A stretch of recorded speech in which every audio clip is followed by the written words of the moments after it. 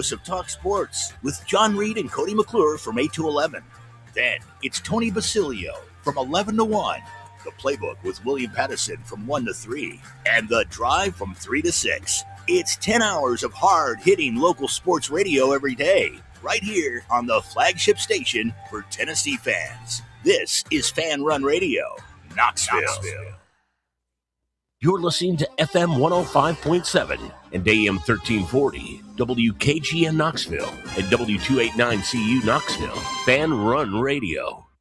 Located in Knoxville's historic Old City, Barley's offers great food, live music, the best draft beer selection in town, and now your new favorite place to watch sports. Their indoor projector is perfect for any weather, and they've revamped their upstairs area with more TVs to take in all of the action. Their menu features hand-battered chicken tenders, juicy burgers, fresh salads, and the tastiest pizza in Knoxville. You can enjoy their happy hour drink specials daily from open until 6 p.m. Barley's Tap Room and Pizzeria.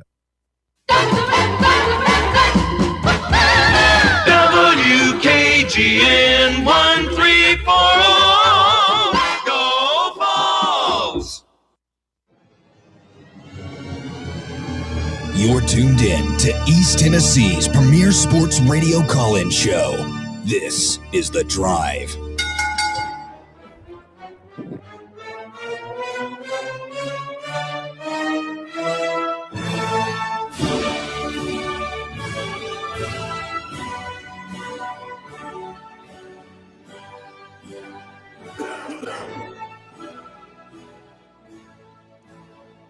And hello, good afternoon, and welcome to another stellar edition of The Drive here on Fan Run Radio. Russell Smith punching the time clock at 3:05 on a beautiful Wednesday afternoon here in East Tennessee. We are live today at one of our favorite spots. We're at the Cove, ladies and gentlemen. Hello, YouTube. Live today from the club at the Cove. We're still workshopping the nicknames here on The Drive, but good to be here. And you'll be glad to know, Bear, yes, my headset still works after you dropped my microphone connector in alcohol at Casual Pint Friday. Well, I mean, alcohol shouldn't, it should dry up. We are sitting. Not rubbing alcohol. It was a lemon drop that was bought for us by a very nice listener and his father. Right. Who were at the show. Yes. But it was an accident. But well, I would hope you would not drop my microphone connector in alcohol on purpose. Yeah, Ross, I would not do that.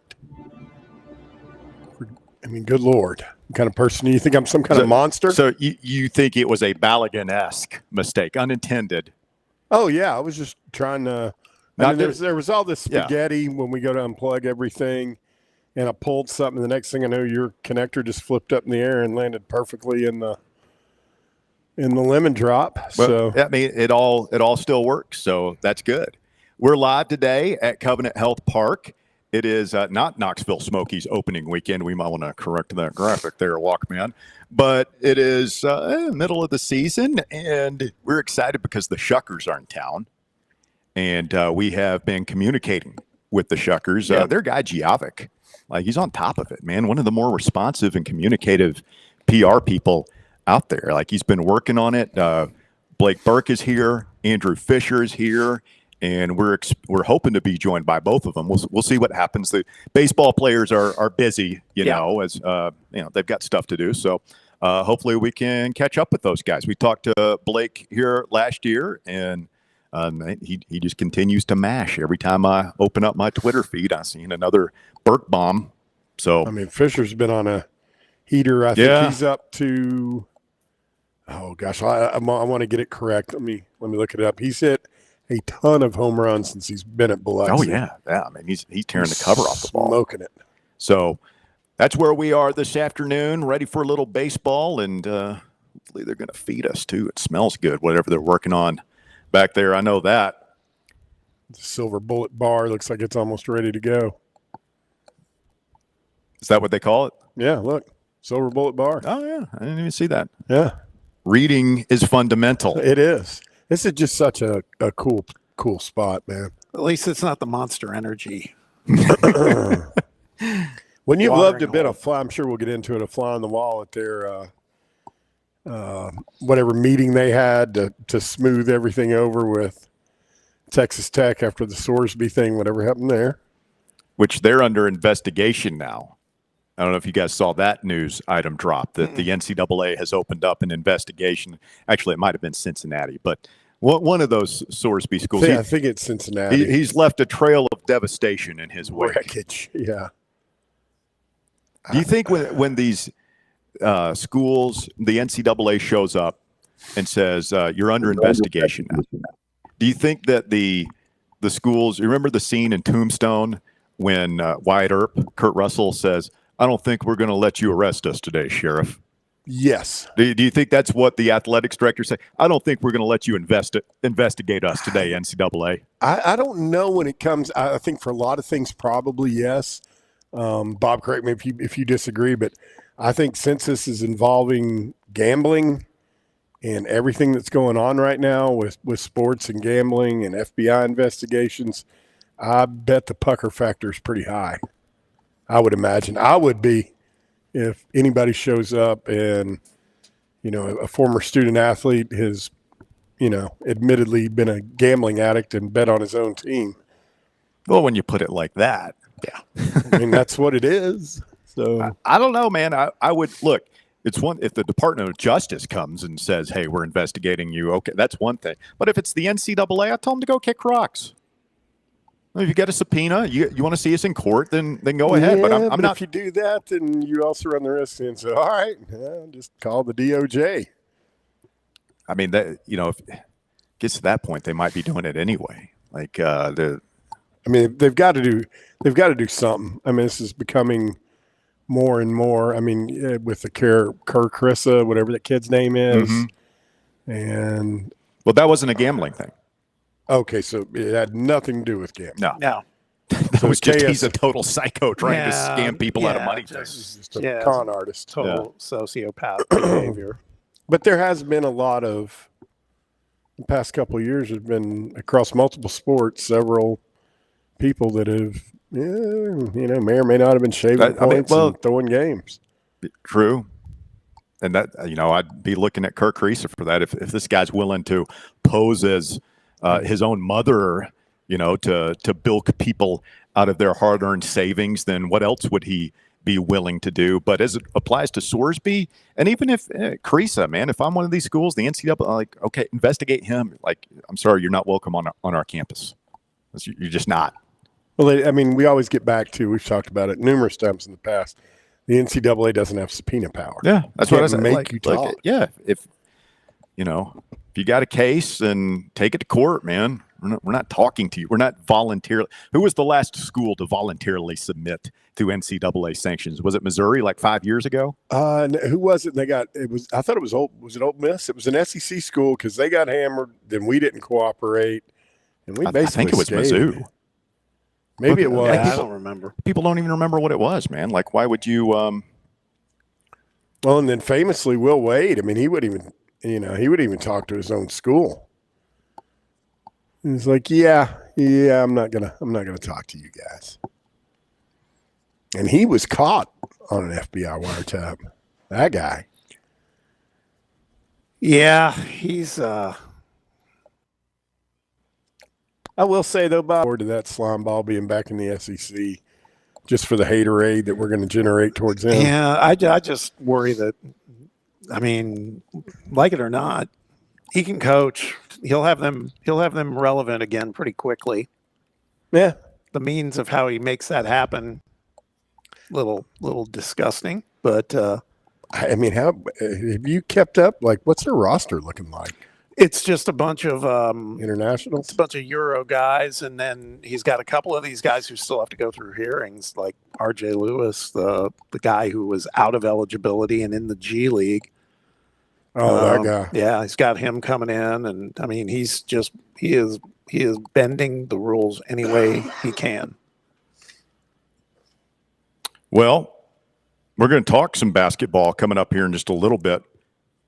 Ryan Shumpert of Rocky Top Insider was at the open practice yesterday. I was watching some of the video. I had to go and I kept having to pause the video and then go over to utsports.com to look at the roster and like which one is which. I don't know these guys. And I'm like, oh yeah, that's Harrelson.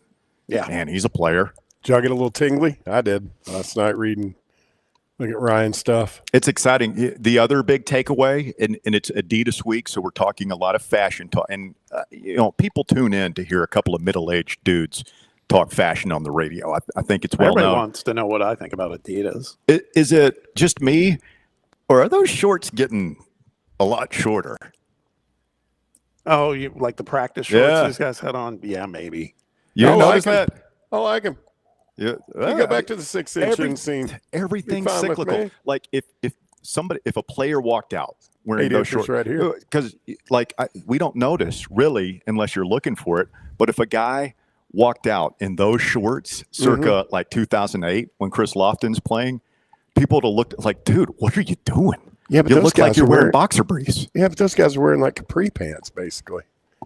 True, but the style is the style. Like if Lofton walked out wearing the capris today, they'd be like, dude, you look ridiculous. The only guy I see wearing those kind of shorts now when he's out balling is Adam Sandler. He still wears still rocks the tent pants. And by the way, have you seen any video of him play? He's pretty good. He's good, man. Yeah. And he just grabs pickup games wherever he goes. How old is he now? Got to be 50, I would think. Oh no, he's like 59 or 60. He's in between. He's right in between me. You could recruit him for your 3-on-3 team. He's a couple years older than me. Yeah. Which means Sandler might be the missing piece. He'd be good. But his fashion sense on the court is rough. But it's not just on the court, man. Yeah. Have you seen how he'll roll up in the red carpet wearing basketball shorts and like a KG jersey. Well, I mean, he's got bleep you money now, right? Yeah, he does. Yeah, I'm not going to say anything there. Yeah, I mean, the entire point of getting to that level, he's not president. He's not a basketball coach or something. He doesn't have to. He's Adam freaking Sandler. He can wear whatever he wants, wherever he wants. Yeah. He can show up to your wedding in basketball shorts and a pullover. I mean, he presided over the Swift Kelsey. Did he dress up for that? The officiant, I would doubt it. Well, there was there was a picture of him, but I don't know if that was positively him at the ceremony. It was in a purple suit. It wasn't bad looking, but it was purple. Yeah. But like a monochrome suit, same color shirt, same color tie, everything else. Surely that was what he wore to the wedding. I mean, show a little respect. I don't think Taylor Swift is going to let the guy officiate her wedding in a hoodie and a pair of like 1990s Michigan Fab 5 shorts. Yeah. I don't know, man. I mean, this guy is. You want the Sandman, you get him how you get him, and you're just going to have to take it, huh? Yeah. Back to the shortness of the shorts. I mean, when I watch the WNBA games, if you've noticed, and the Lady Vols do this too, all those ladies, they roll their shorts up. They take the waist and bend them, fold it over to make them shorter. So now the guys are headed in that direction, apparently. Yeah. Everything's cyclical, man. Yeah. You thought those diaper shorts, do you think they'll get a short like the Magic Johnson early 80s Bird? Like if you 4-inch inseam. Like if you take a wrong move or you twist the wrong way, you might have a flop out situation. Do you think we'll ever get that short again? Those are, I don't know. I mean, those are very similar to what, like military PT shorts. They put those guys in. They're really short. So, I mean, one would hope not. Yeah. I don't know, man. Me and you grew up during that era, so. Hey, man, when I it was a clean look. When I played ball in high school, the shorts were short and tight. Oh yeah, they were the same way. Same way at our high school. So didn't love it, but that's just how it was. Who was it? Chris Mullen was the first guy to. Who was the first guy to wear the T-shirt underneath his jersey? No, it was Ewing. Ewing? Oh, yeah, that was a good look. Hey, we got to take a quick timeout. When we continue, Blake Burke's going to stop by and join the drive. Stay tuned. Some Burke bombs coming up after the break. It's Fan Run Radio live from Covenant Health Park. We're back with more right after this. The Drive. Can't get enough Fan Run Radio? Be sure to like and subscribe to our YouTube channel by searching for Fan Run Sports. What kind of day is it? It's a White Claw day. Grab a pack, grab your friends. Everything else in life can wait. Your friends shouldn't. Let's go. White Claw. Grab life by the claw. Please drink responsibly. Hard seltzer with flavors. White Claw Seltzer Works, Chicago, Illinois. Citizens National Bank. Life is more fun with a Good Life account, offering extra benefits, including bank travel. Experience the trip of a lifetime to Ireland. Explore rolling green hills, historic castles, and charming villages across the Emerald Isle. Get in on the fun. Call 865-429-7935 today. Citizens National Bank. Banking never felt so good. Member FDIC.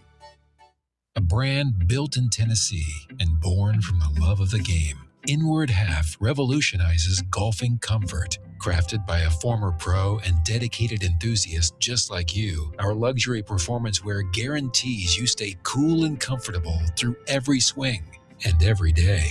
We're not just a brand. We've set out to create a lifestyle for those who understand that impeccable style and premium performance are a hole-in-one. Enjoy the walk-in with Inward Half. Are you ready for the start of a new season? Maybe looking for your team to go on a tournament run? Get game day ready with Crumble. Head on over to your nearest location and pick up 12 pre-selected cookies plus exclusive toppers. When you're looking for dessert options, there's no question about who you should call on. Our listeners already know. Last year, the Dubai chocolate was a home run, along with the brownie batter. Oreo crumb was another crowd favorite. What new flavor will set the standard this season? If you're in the Knoxville area, there are 3 locations ready to serve you: Clinton Highway, Parkside Drive, and Maryville. Download the Crumble app to build your best lineup and vote on the best combos. You can even put your bid in to request a new flavor. Order in the app and slide on over to your nearest location. Tell them Fan Run sent you, and as always, it's for the fans, by the fans. Don't miss the cookies. Blackford Veterinary Surgery Referral specializes in surgeries not regularly performed by your pet's general veterinarian. They're currently accepting referrals from vets all across the country. With their newly renovated state-of-the-art surgery center and highly trained staff, clients can rely on professional and thorough care. If your vet says that your pet needs surgery or rehab, ask for a referral to Blackford Vet and let them get your best friend back on its feet. Located conveniently in West Knoxville. For more information, visit blackfordvetsurgery.com.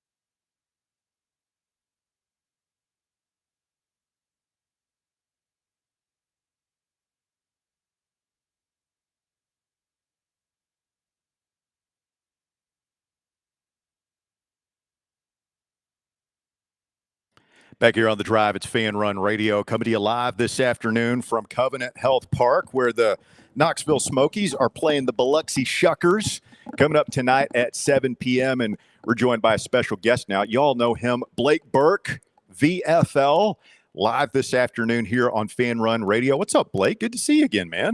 Good to see you. How you doing? Yeah, good. Thanks for stopping by and seeing us here. We were talking we always learned something new. I thought we knew everything there was to know about Blake Burke.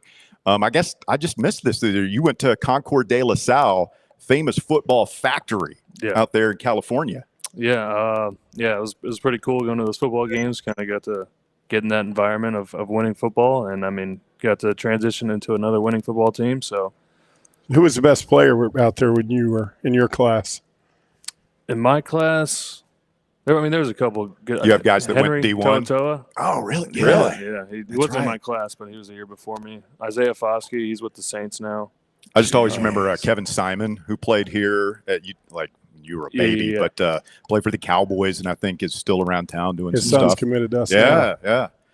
Great son, great prospect as a son out there. So outstanding. Well, welcome back. It's always good to see you. I know you guys roll in here, and we tried to get Fisher up here. He had some lame excuse, but we're always good to sit down with the proprietor of the Burke Bombs. Everybody has a lot of good memories about you, and you've got good memories here. And I think they roll out the red carpet for you when you come back in town, don't they? Yeah, it's pretty nice. Last night there's a ton of orange in the crowd, so I mean, looking up there and seeing that and getting the nice applause going up to the plate is pretty fun. I remember saying last year that I had some nerves going up to the plate, which I haven't really gotten in a long time. So getting used to this pro baseball thing, yeah, right? Exactly. So I mean, just not having that all the time, where it's not all the stadiums are really sold out or like really that into the game, really. So, but when we come here, it really feels like that everybody's paying attention and like really invested. So, playing that type of baseball is a lot of fun. Such a different vibe from like the college game where we go to Lindsey Nelson Stadium and it's like, you're out for blood. We want to beat Alabama. We don't like them, Vanderbilt. And everything. You come to a minor league game as a fan, it's like, I just want to have a couple drinks and get the kids there playing around. It's almost collegial. Yeah, like my wife comes, she's not even paying attention to the game. I'm like, you better watch out. But you guys are taking it seriously because now you're getting paid and you want to climb the ladder. Yeah, I mean, it's our job, but at the same time, we want to go out there and have fun. So, I mean, just going out there and being as professional as we can, but I mean, you know, it's still, we're still trying to make a competitive environment out of it. Playing with Fisher and all these other guys like Adam Chesky, Made, like all these guys are really talented and they know where they can go in the future. So, I mean, just being around a ton of guys that really believe in themselves and we all believe in each other and what we can do for this organization in the future. It's pretty fun. Now Fish comes in. You did not play with him. He was like a 1-year rental for the Vols last year. Did you guys know each other before you were together on this team? Yeah. We kind of, whenever I'd come back, I trained in the fall at the baseball field. So they'd all got be to know him around then? and all that. Yeah. Okay. So I got to talk to him then, hang out with him then. Then he got drafted, and then I texted him and all that. So we kind of clicked from right there, right when he got drafted. It kind of took him under my wing, but I mean, he's just fine. Like he knows what he needs to do, and he's been doing it so far. Yeah, you were saying like he's having a monster season. You're having a monster season. Do you guys have like a little friendly competition? Because you're big guys, left-handed power hitters. Do you have a friendly competition, kind of a Maris and Mantle thing going on there? Yeah, I mean, a little bit. We talk a little bit trash to each other, but I mean, it's hard to talk trash to him when he's got 28 home runs. So, but yeah, we're really cheering each other on a lot. You know, we're there for each other if we need to talk. We have a couple guys that we talk to throughout the organization too. So I mean, it's kind of cool that we have that ability to where it kind of is like a college program where, you know, you can talk to all these different people and they'll be there for you and they'll help you out in any way.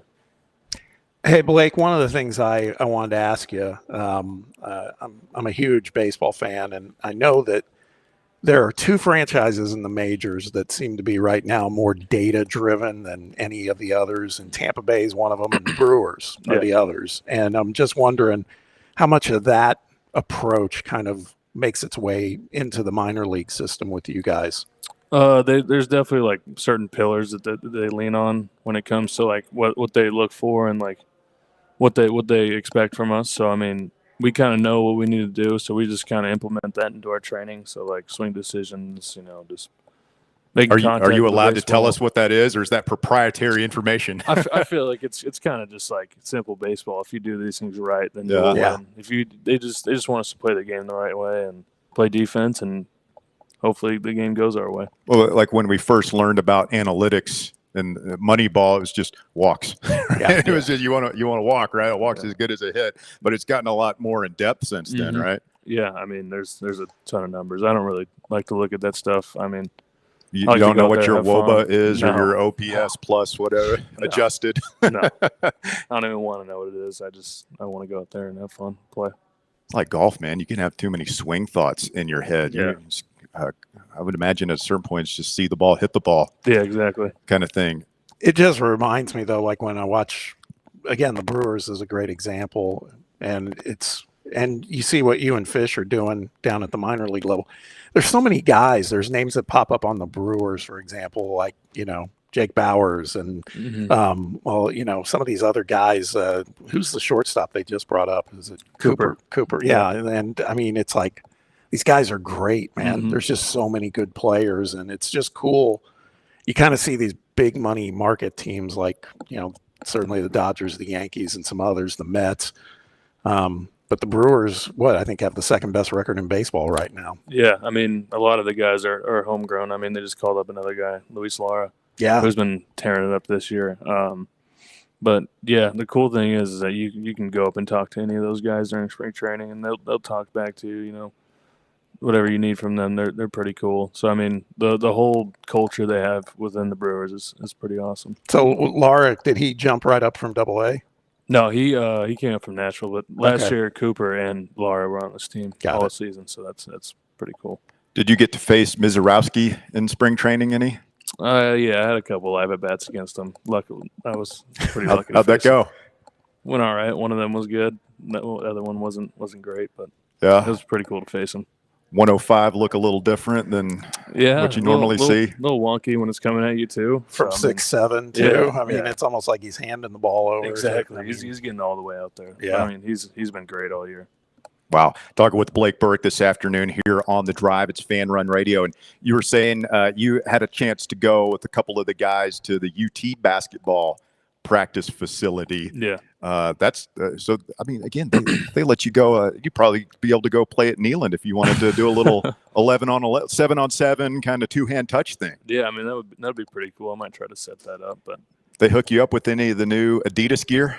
No, not. I mean, I don't think they have everything yet. I was trying to sneak all the Nike stuff away from them since I can't wear it anymore. But couldn't really get that going. But yeah, they treated us well. They let us go in there and shoot around. We tried not to get too competitive in there, so we didn't risk no injuries. The Brewers would appreciate that. Exactly. So we played it safe. Everybody was healthy, and we had a good time. Did you check out the new baseball uniforms they unveiled this week? Yeah. What did you think about those? They're sweet. I was kind of nervous. I mean, what they would look like, but they look clean. I also like the football away uniforms too. They're nice and simple. Yeah. Yeah. Simple is good, right? Yeah, Everybody wants to make all these stripes and lines and different angles. You stick to the classics. Exactly. They look beautiful.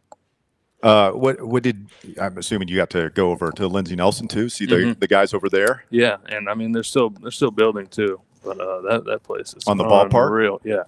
Just how much it's changed since when you first walked on campus. I mean, you can name something in the facility. It's changed. I mean, it's night and day from when I first came here. I mean, even the locker room gotten a lot better. Cages, everything's brand new in there. They have all the new technology and stuff for the pitchers. I mean, hitters, they have what they need. So, I mean, they should be good. Fans are taken care of. The suites, the concessions, all that. It's great. You meet the new guy, I'm blanking on the new hitting coach there. It's E and they always Kev, go by letters, but it's a Geralaman. A lot of new faces over there. Mm-hmm. Yeah, I met the guy that came from Florida last year in the fall. That's Geralaman. Yeah. And then I met the ECU guy today. Randomly just bumped into him. So, Knight. Yeah. New pitching coach. Mm-hmm. I believe he's coming to the game today. So yeah. Cool. What does E say about? I mean, that was such a whirlwind when Tony left, and then he's thrusting. He obviously Bob and fans wanted him to get it because we want to keep this train rolling here in Knoxville. But I mean, it's like you didn't have a full off season to prepare. A lot of on the job training, so to speak, and it feels like now he's had a chance to kind of, okay, this is what I need to do, what I need to tweak here, what we need to leave the same. And man, he's put together I don't know how much you keep up with it, but like the transfers they're bringing in for next year, some A-list talent. Yeah, I mean, like you said, he was kind of just thrown into the position. It was kind of just a weird thing going on with them. But, I mean, I really wanted him to get the job. He was big in recruiting me, a bunch of the guys from that class, that 21 class. He was huge, and I mean, everybody that was really there through the Vitello era, it was him and V helping out a lot, and I have full faith that he'll be all right. I mean, you've seen the transfer portal, so I mean, I really think they'll be just fine with him. Yeah, I mean, that was just it. You couldn't have. I don't think it could have been a worse time to try and take over. I mean, it was basically right at the end of fall ball. Mm-hmm. And just the expectations. Still did well. Like, I don't know how much you got to keep up with it. Oklahoma wins it all, and Tennessee went out there and beat them. I won't say 2 out of 3, maybe swept them. Like, You're thinking, man, they don't look very good. They end up winning the national championship. It's a funny sport. It is a weird sport. Whoever gets hot, it's kind of like March Madness. I mean, not to that extent, but I mean, it's not always best team wins. But I mean, they got hot, and I mean, they won it. So I mean, does that 2014 group text, is that still active? Yeah, it's still going. I traded for a Drew Beam card today, so I texted him. Yeah, we all keep in touch. We're all on FaceTime yesterday, talking. Really, that's cool, man. Yeah. That's cool. You wonder like how if time goes by. I hope you guys can keep that up, man. Beam's with the Royals, right? Yeah, he's in Wichita right now. Is that AA? Yeah. Cool, man.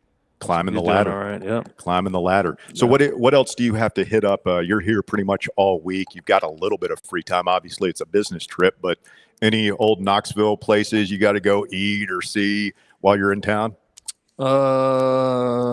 I've pretty much visited all the places so far. I mean, I try to knock them out early, go see everybody. Dos Bros is a good spot that I like to hit when I'm here. Great spot. Went to the Kennedy already. Went to watch that soccer game. Okay, yeah. That was a bummer. Yeah, it was. That was unless hard you're Belgian. Yeah, exactly. That case, it was probably pretty fun. Yeah, we're talking with Blake Burke here this afternoon on the program. Now, you got to go take BP here in a second. Like, what do you do if you're obviously this is a special location? You got people to see, places to go. When you're in just wherever, like, what do you do during the day? You sleep in? Mostly sleep in. Every once in a while, I'll try to go walk around the city or something, go see something new. But I mean, most of the time, I'm more just you're up hotel, late because the ball game. Yeah. And then you got to come like unwind. You can't just go straight to. So I just hop on the video games for a little bit and normally play with like Hunter Ensley or something. We'll play the game. Or what's your game? With Ensley, it's Fortnite. He's not very good at anything else. So they didn't have that when we were young playing video games, Bear. I'm a big Warzone guy. Yeah. Warzone, that's your thing? Okay. Yeah, I'm still chat banned though. You're the guy saying the wrong things. Yeah, it's kind of hard to do on Warzone. I wonder what you're saying on there. Like you hit baseballs. Hey, we're on radio right now. This is you can't. Whatever you're saying on there, please don't say it on here. We don't want to get fired with Burke this afternoon here on the program. So they say like could be some rain today. Yeah, we're kind of used to that. We definitely have the most rainouts this year. I'll tell you that for sure.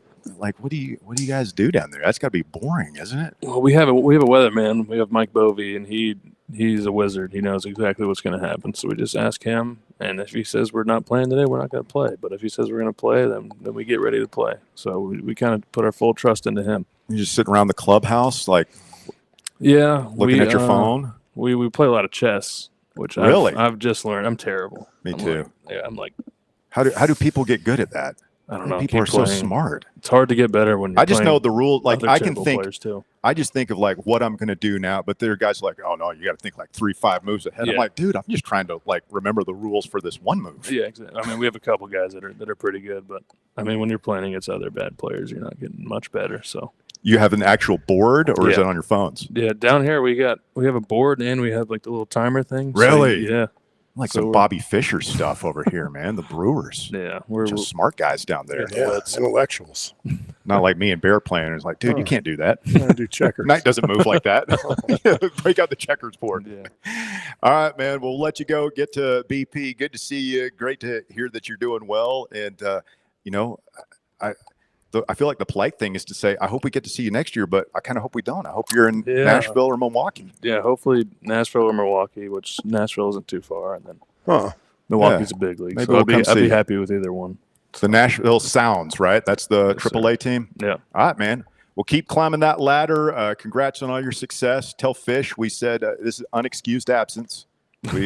I'll let him know. We want to see him up here, but we want to see you guys in Milwaukee soon, too. So yeah, for sure. All right, Blake Burke of the Shuckers. What is a shucker? Something to do with oysters? Yeah. I don't know. That's our logo. That's what I normally tell people. They shuck oysters. Yeah. Good. Okay. Good seafood down there in Biloxi. Yeah, that's all right. It's pretty good. Good. Yeah. Okay. All right, man. Well, have fun, and we'll be watching for you tonight. Blake Burke, ladies and gentlemen. Thank you. We'll take a quick time out. It's The Drive, Fan Run Radio, live today at Covenant Health Park. Back with more right after this. The Drive. The playbook with William Pattison from 1 to 3.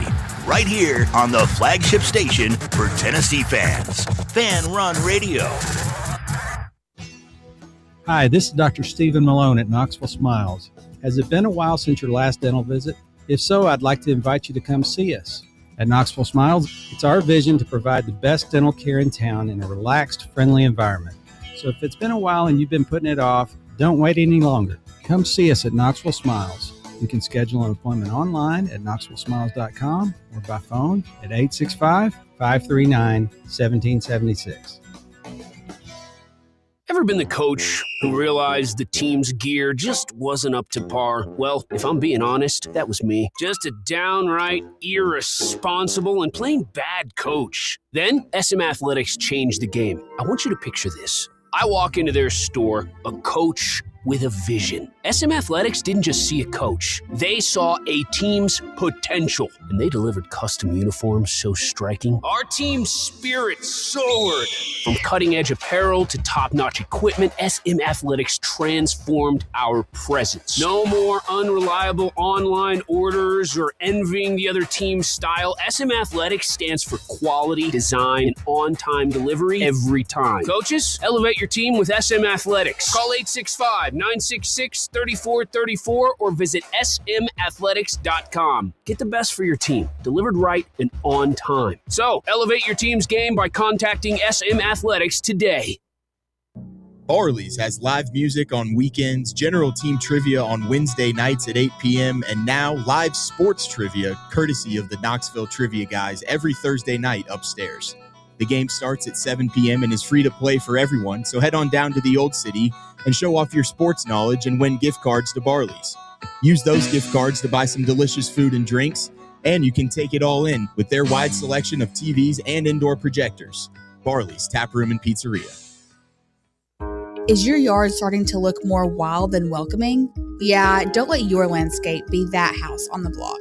At ECR Total Landscapes, we make sure your outdoor space is something you're proud of. From de-weeding flower beds to leaf blowing, trimming, mulching, and more, completely customizable to your property's specific needs. We'll handle it all. Why spend your weekends sweating it out in the yard when you can just sit back and enjoy it? That's the ECR difference. And right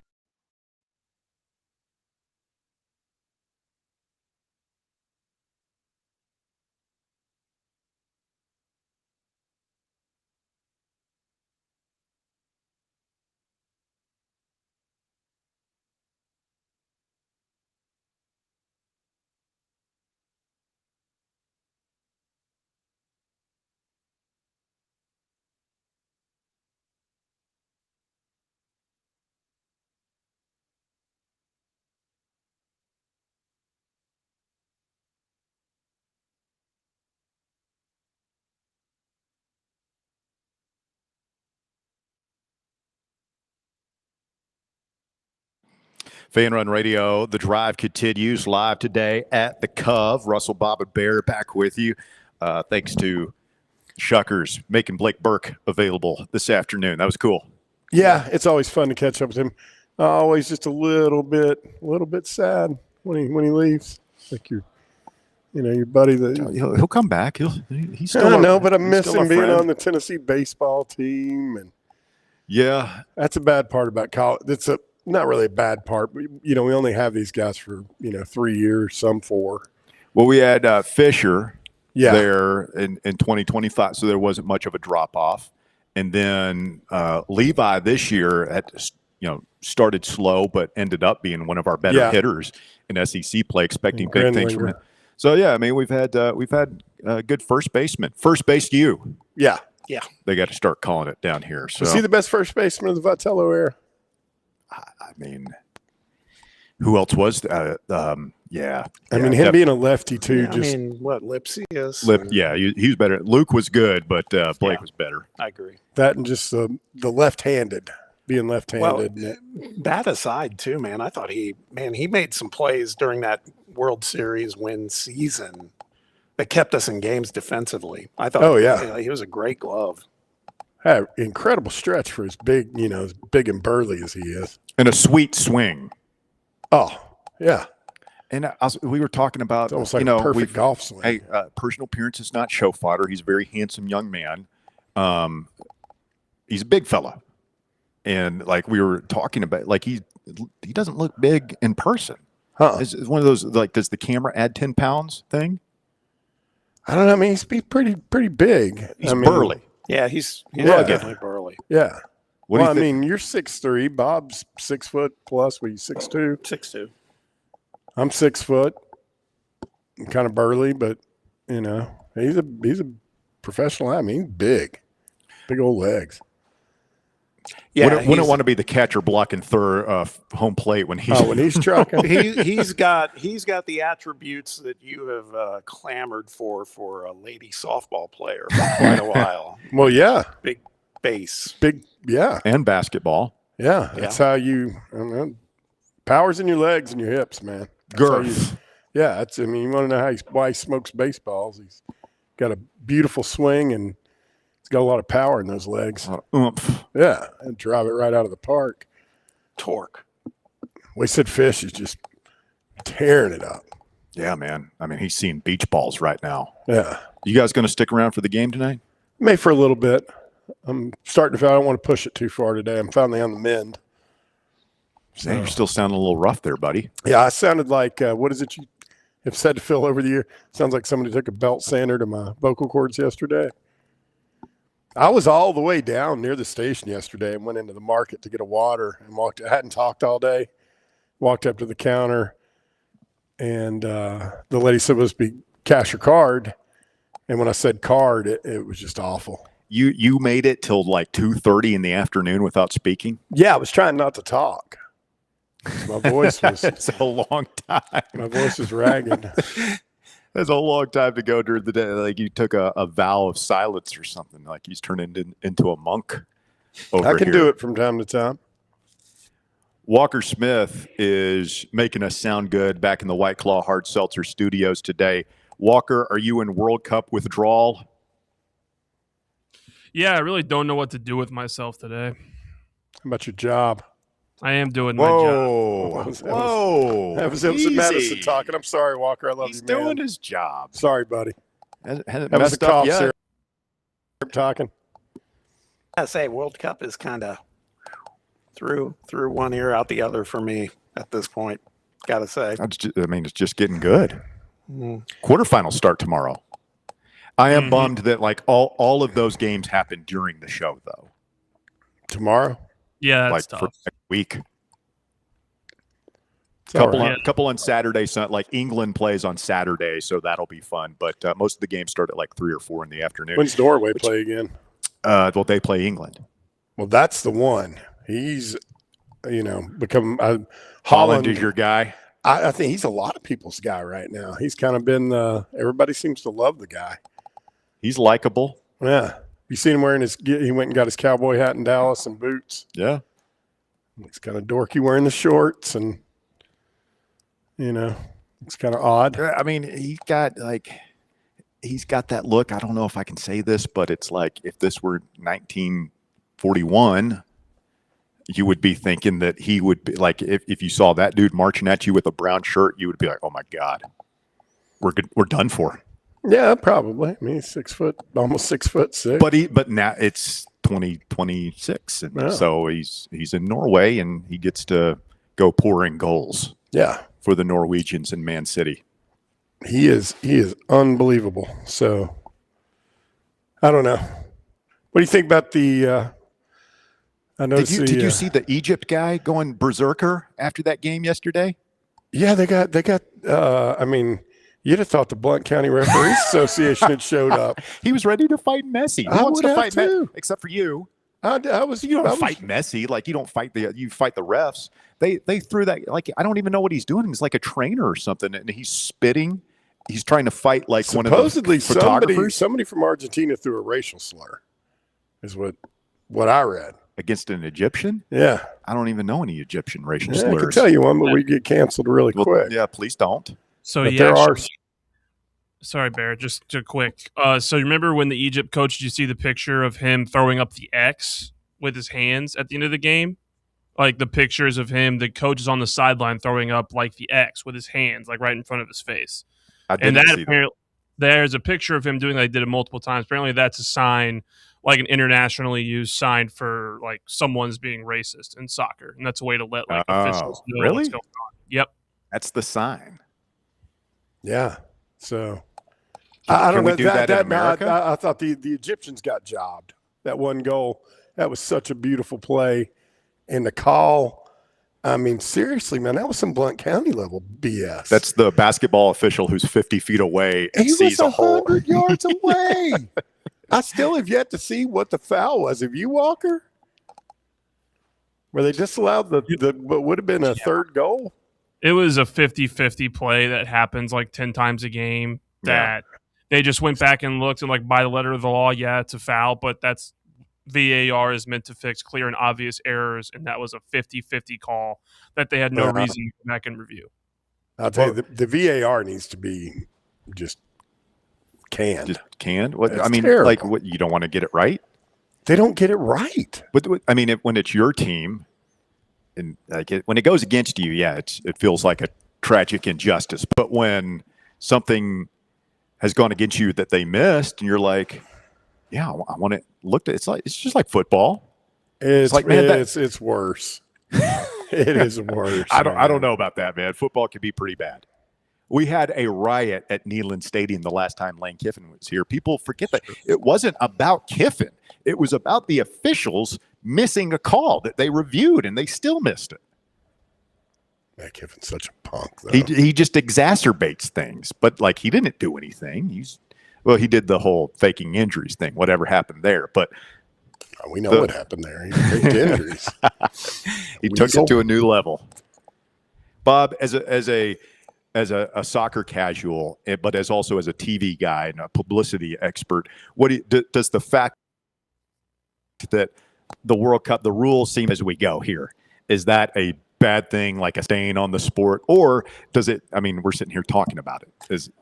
I do think there's a lot of what you guys are saying and what I'm interpreting here is there's a lot of ambiguity, and for a sport that is trying to recruit new fans here in the U.S. at least, and I can't tell you how many people have been like, yeah, I watched it. I'm one of them where it's like, I'm having trouble understanding it because of the extra time and how that's designated and all the other stuff that we've talked about. My point is, so when you put some calls in that are kind of, like Walker said, 50-50 call, but I just think that there's a lot that's leaving some fans. I'm one of them, kind of like, okay, it's over. I'm not like, got it, what I'd give to see more of it. There's been some great drama, but now that the U.S. is not in it, I just still, it's what I said yesterday. I don't think I love it enough to be like just totally all in here in this last week and a half, whatever it is.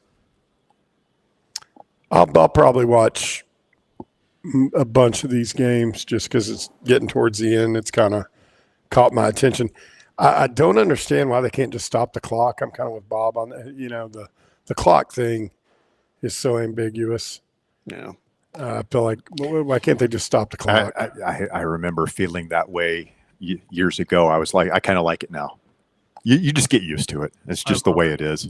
It's part of the game. Now, today on X, I saw another. This was not the one that we heard yesterday, but it was another Argentinian call of. I think it was the goal that tied the game. Might not even been the winner. The guy where the camera's on him and he's holding the mic and going crazy. Yes. All I could think of is, hey, Vol Network, take note. It's like, it's okay to have like that kind of passion. And I think Mike Keith's bringing more of that back, but still it's like, God, that is electric when you see that stuff happening. I think it's fantastic. I don't know that there are any American sportscasters who go to that level of expression. No, I don't know if you could get away like Gus Johnson, maybe. Yeah, maybe. Sometimes. McDonough when he loses his voice sometimes. Yeah. But even those guys are not on the. I mean, those guys absolutely the Hispanics lose their bleep. Yeah. Right, and it just for like a minute. That guy yesterday, the Telemundo guy. Yeah. where like his voice. Did you hear that? That was where his voice is cracking, like he can't even get the words out, and he's still just screaming through it. Walker, I think you said it. I believe it's true too. I think that was Andres Cantor, who's like, he's one of the legends. Yeah. I mean, he couldn't even get it. He couldn't carry it. It's awesome though. Yeah. I really, the only thing close to that I've heard over here is some of the old MRN guys, the way they call races on the radio. Earnhardt Jr. does it on the broadcast, and a couple of the F1 guys. They'll get really wound up about it. Yeah. Well, we're going to get wound up about some Tennessee basketball coming up here in hour number 2. Ryan Shumpert was at practice yesterday. We're going to get a full and complete report. Who is the real deal? Who can we count on? What about the true freshmen? Are any of those guys going to contribute the way Amari Evans did last year, the way Dwayne Brown did last season? We'll talk it all with Shump coming up here in hour number 2 of the program. We are looking forward to that. Plus, more baseball talk. We're live here at Covenant Health Park. The Smokies in action against Blake Burke, Andrew Fisher, and the Shuckers of Biloxi. We'll see if we can beat these Shuckers tonight here at Covenant Health Park. I understand there are still tickets available, so you're going to want to come by and take advantage of those. And, see some – and you never know who you're going to see in the stands. I'm told that Elander, some guy – last year we were here when Blake was here, and we saw Q. Yeah. And I think he said he said the new coach. I can't remember the fellow's name. Austin Knight's going to be here from tonight. ECU. I don't know what he looks like. I don't either. We could probably look his picture up. And he'll probably be wearing orange. Yeah, I'd say he'll probably stick out. So, looking forward to it. Well, I know the Major League Draft is this weekend. So that's right. We won't see Tony on there this year. Yeah, well, we'll try and catch up with Cookie Man and get a final look at it. I know Mike Wilson had a report up at VolQuest today, kind of going through like the guys that are. We're gonna get hard with just talking about the high school players that we're supposed to have. Hoping that we can get a couple of these transfers to stick around for next season as well. But Elan, we'll have a better picture of what the roster is going to look like in baseball, I would say Monday when we come to the airwaves. Not a complete picture, but a better picture. Yeah. How long do you think it'll be before we find out about our one-armed staff? All these guys that have had surgeries. Oh, yeah. That's good. I mean, we won't know until next year. Like Trosclair and McCoy. It'll be closer to the season. Yeah, early next year, hopefully. Have a better picture of it. Quick timeout. Walker has your top 4 at 4. Your phone calls as well coming up, 865-966-3435. Your number to get on board live from the Cove. Hour number 2 coming up.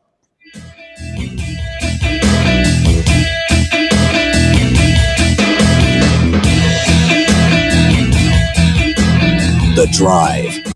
Fan Run Radio, where Big Orange Country comes to talk sports. Start your morning off with your daily dose of talk sports with John Reed and Cody McClure from 8 to 11. Then it's Tony Basilio from 11 to 1.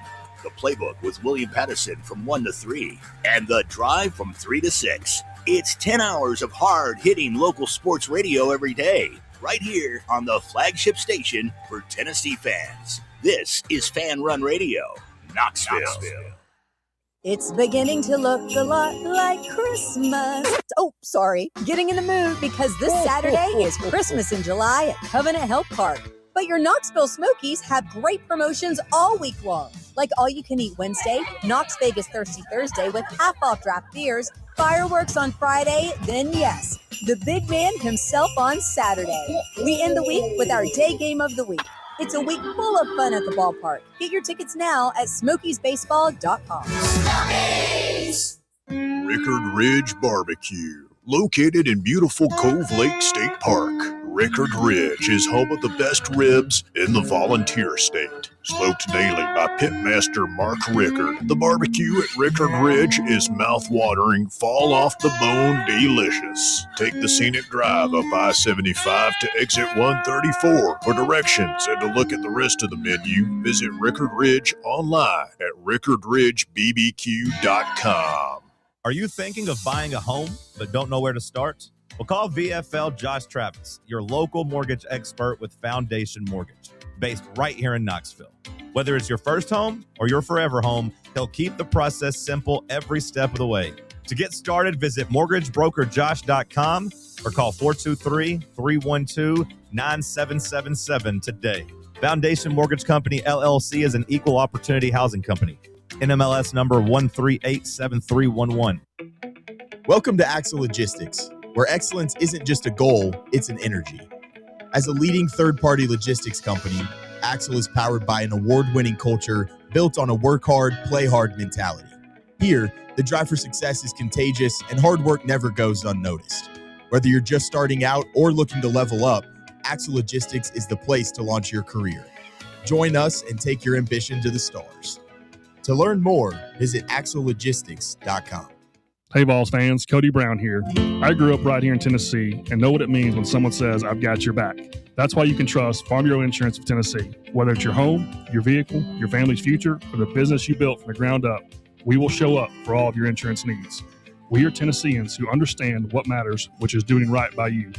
Insurance is not all about just paperwork and policies, but it's about the people we insure every day. So if you want insurance that hits home, give me a call at 865-992-3871. Go Vols. You're listening to FM 105.7 and AM 1340, WKGN Knoxville, and W289CU Knoxville, Fan Run Radio. Hi, I'm Ryan Blaney, a third-generation race car driver, and we dedicate a lot of our time to going as fast as possible. My grandpa Lou is the reason why my dad and I started racing, and I'm really proud to follow in his tracks. But when my grandpa was diagnosed with Alzheimer's, it was a very unexpected bump in the road for us.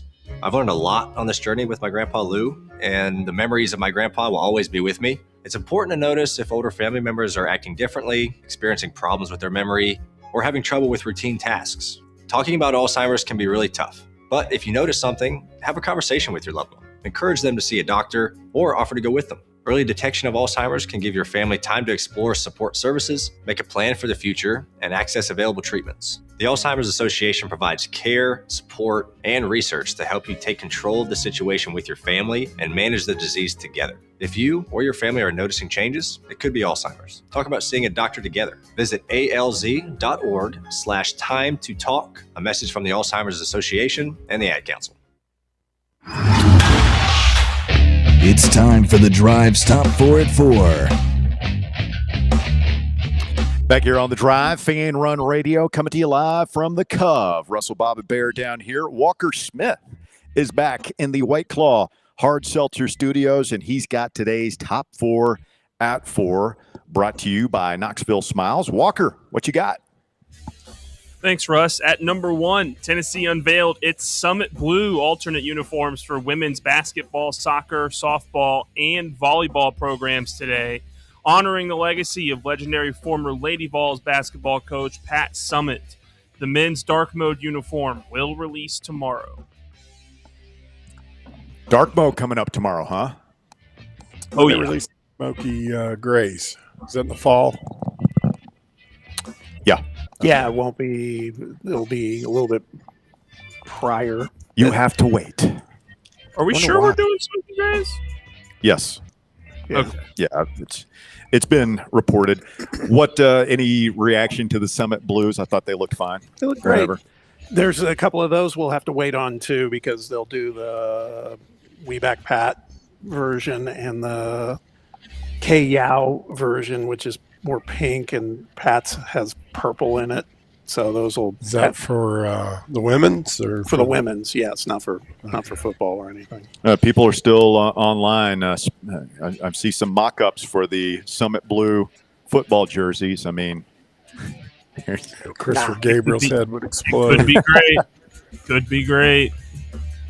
Poor CG. He's not a big fan of that, is he? No. So has anyone checked on him today?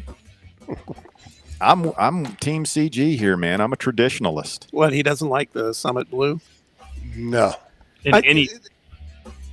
Listen, you know this. I was chatting with Phil about this yesterday. In the Ray Mears era, he was the one who introduced the basketball uniforms for the men had blue in them. If you go back and look at the Ernie and Bernie Sports Illustrated, it's got the blue. That's where it came from, the piping. Yeah, the guys who are most adamantly against it are like the biggest Ernie and Bernie bros that you can find out there. Yeah, Phil and Chris Gabriel. Yeah.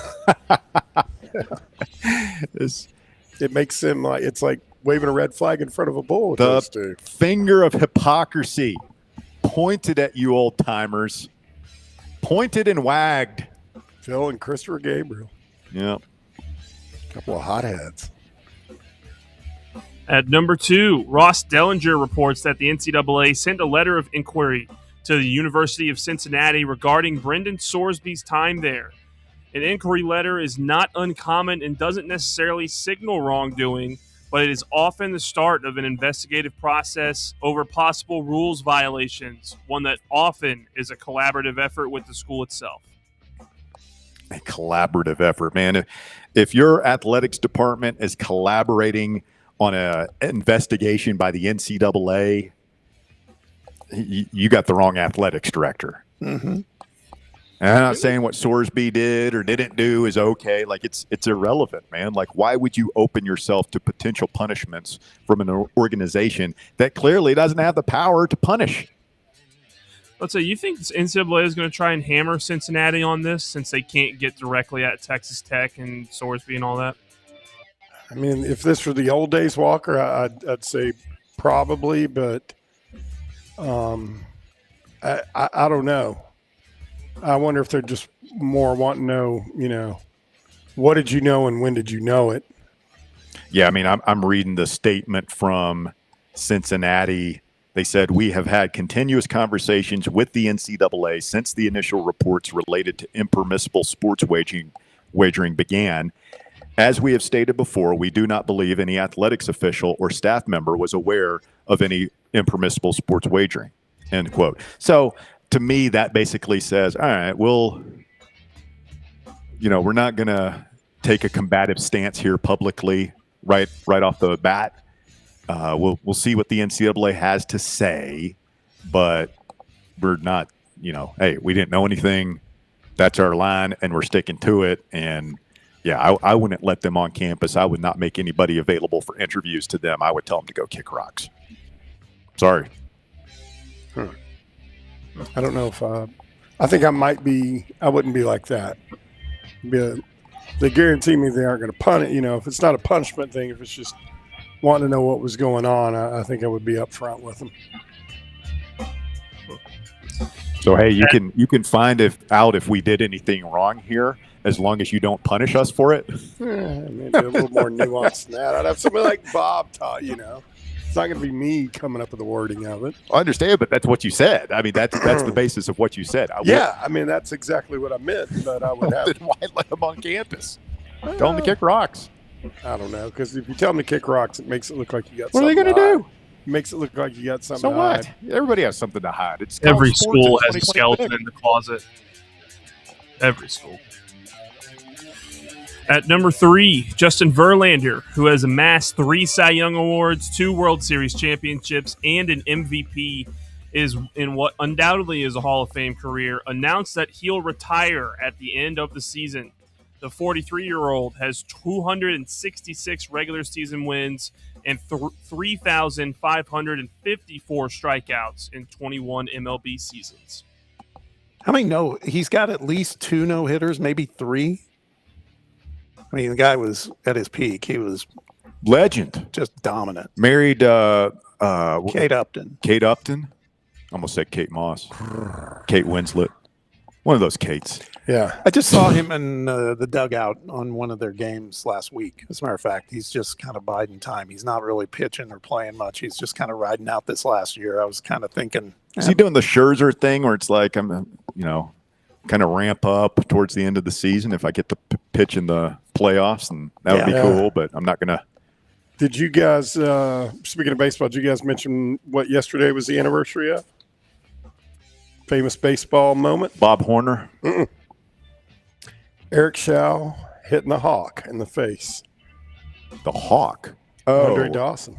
Oh, yeah. And then that He was got the up and infamous was looking game where for him. Maddox, they told Maddox, you Oh, win yeah, this yeah. game, you're going to the minors. And he became a legend that day.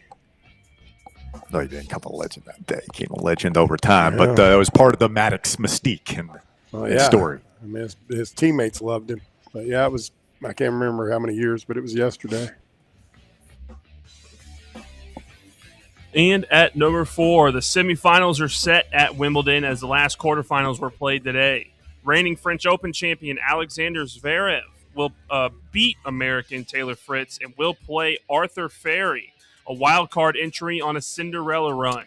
Yannick Sinner will take on Novak Djokovic after he won his quarterfinal yesterday in the second semifinal on Friday. Arthur Ferry. He's what now? He's British. He's just like a journeyman?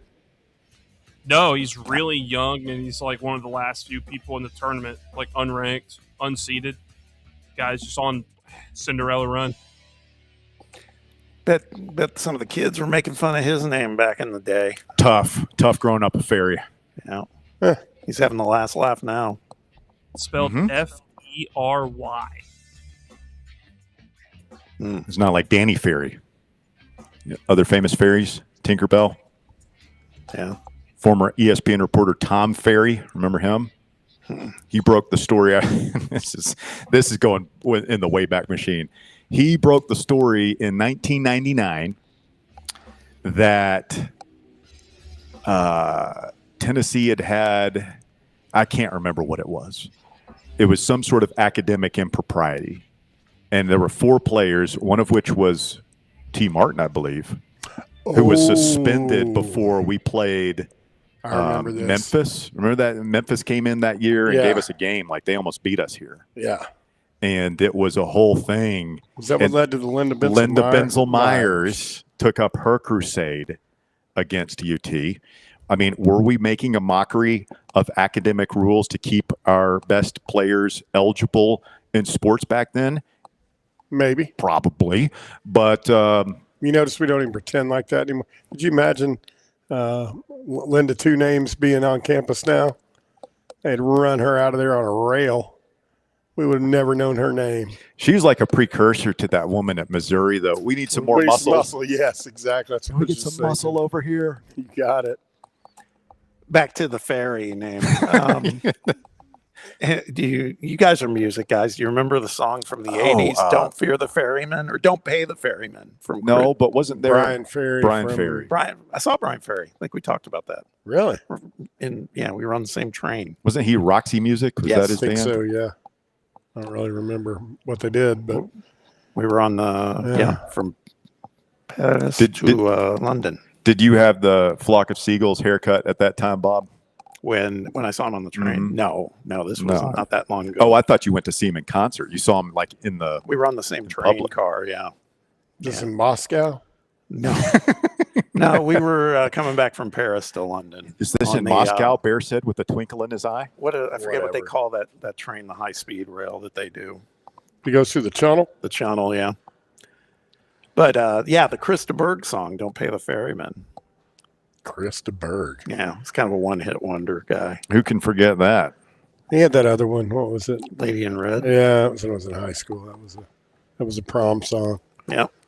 Thank you, Walker. That is the top 4 at 4. It's brought to you by Knoxville Smiles. Check them out online at knoxvillesmiles.com. Tell them Fan Run Radio sent you when you schedule your appointment. Smile brighter with Knoxville Smiles. Ryan Shumpert coming up here in just a few minutes. 865-966-3435 if you want to chime in this afternoon on the program. We are live at Covenant Health Park, where tonight your Knoxville Smokies take on Blake Burke, Andrew Fisher, and the Biloxi Shuckers coming up at 7 p.m. First pitch out here at the old ball yard. It is a beautiful day out here for baseball. 2 weeks from today, David Gabriel George makes his decision public. We are at the cryptic teenage athlete cryptic social media post portion of the recruitment. Always love this part. when those of us middle-aged media members try to decipher what a recruit means online. We told you Monday, DGG's uncle gives an interview, says that he's made up his mind, and has a bunch of quotes, right, about all the different schools, glowing quotes about Tennessee, good quotes about everybody, but particularly glowing quotes about Tennessee. Everybody said, all right, that's great news. He's coming. DGG goes online yesterday. I'm not sure if it was InstaFace or Twitter or Instagram or whatever, but he says, quote, I didn't say anything, end quote. So is he talking about a fight he had with his girlfriend? Is he specifically referencing the interview his uncle did?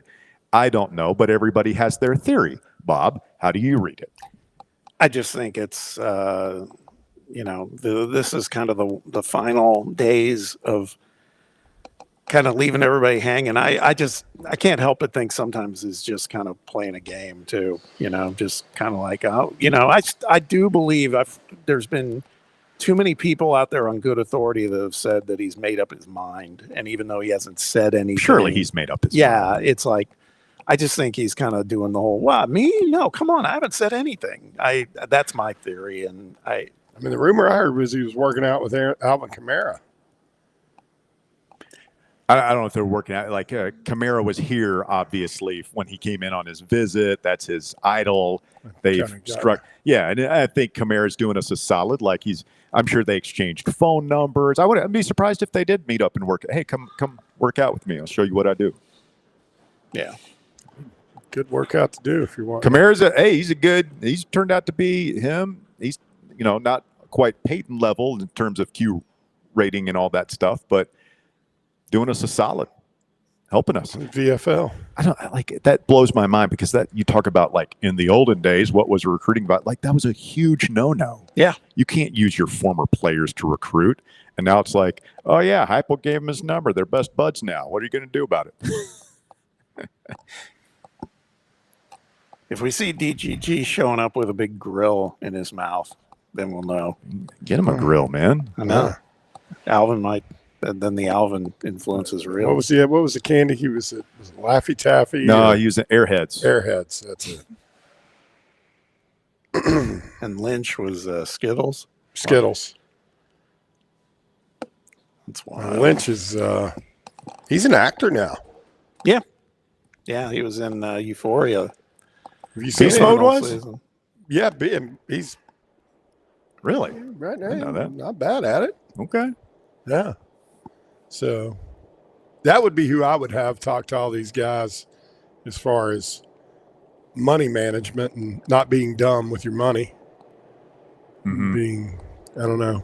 He's done a good job with it. Well, yeah, he infamously never he just banked all his NFL checks. Never spent a dime of that. That's what you do, man. I was wondering that about Burke when he comes up here because those guys make next to nothing, for playing minor league baseball. It's all about your signing bonus. Right. And he was a first rounder, so I'm sure he got 7 figures. Oh, yeah. I can't remember exactly. I mean, we knew it one time. I mean, if that was me, like, easy to say now as a grown-up who's, tried to bounce a checkbook a time or two.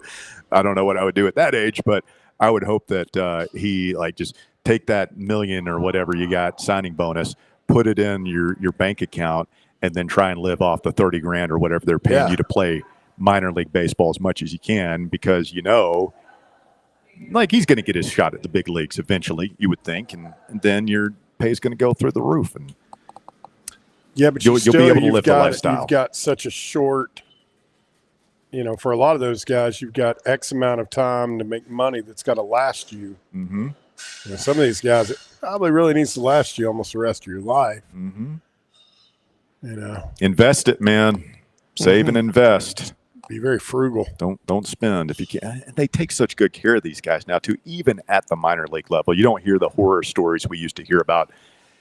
You're on this rickety old bus for 10 hours, driving to Biloxi. Like, Four dudes in one hotel room. Yeah, exactly. Like you've got, I'm sure it's not a great apartment or whatever you can afford on that salary, but you don't need it, man, because you're going to come to the ballpark and they're going to feed you there, and You work out there. You can eat your meals and everything. And I mean, it's definitely not as nice as what a lot of these guys are, how they're living in college these days.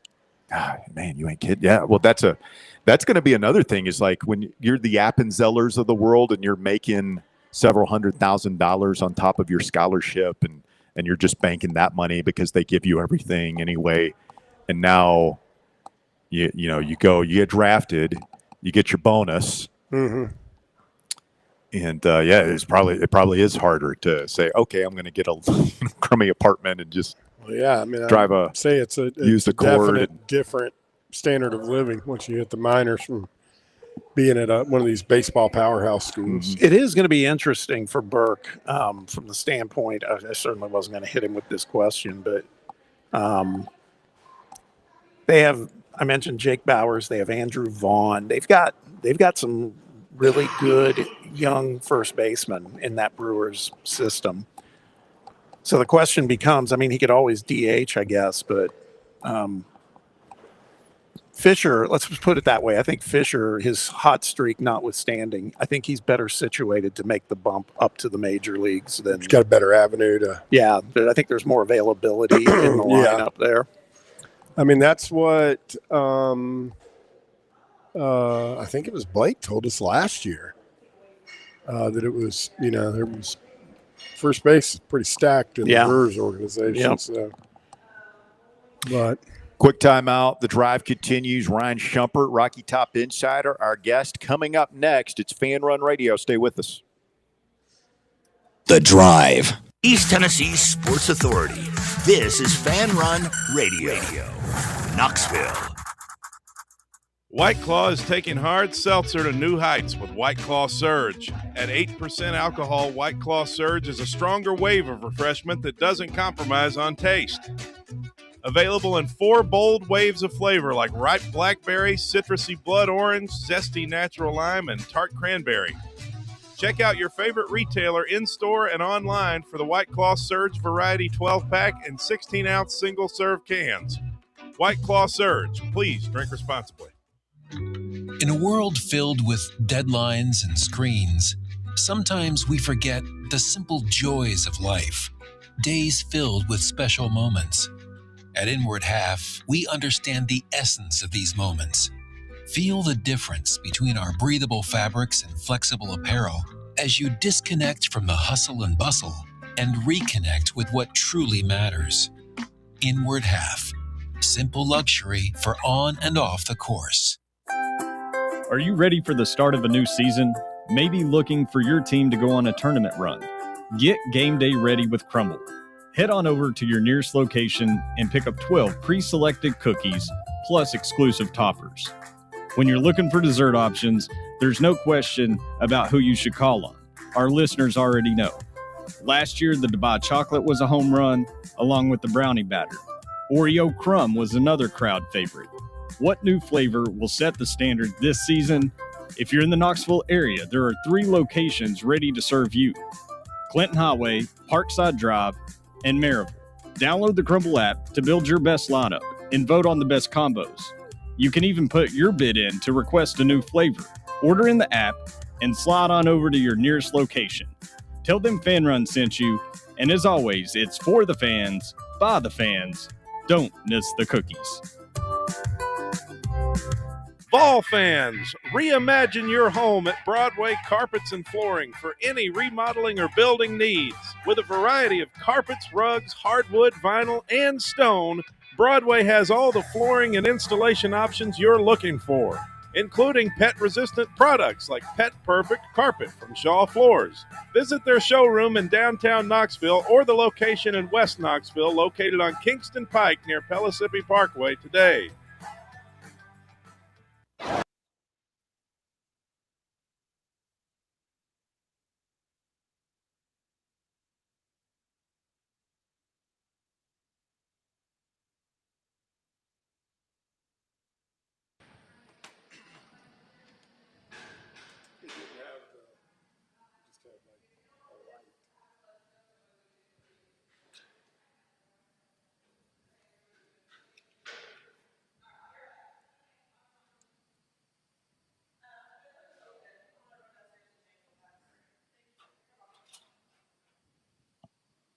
Fan Run Radio, the drive continues.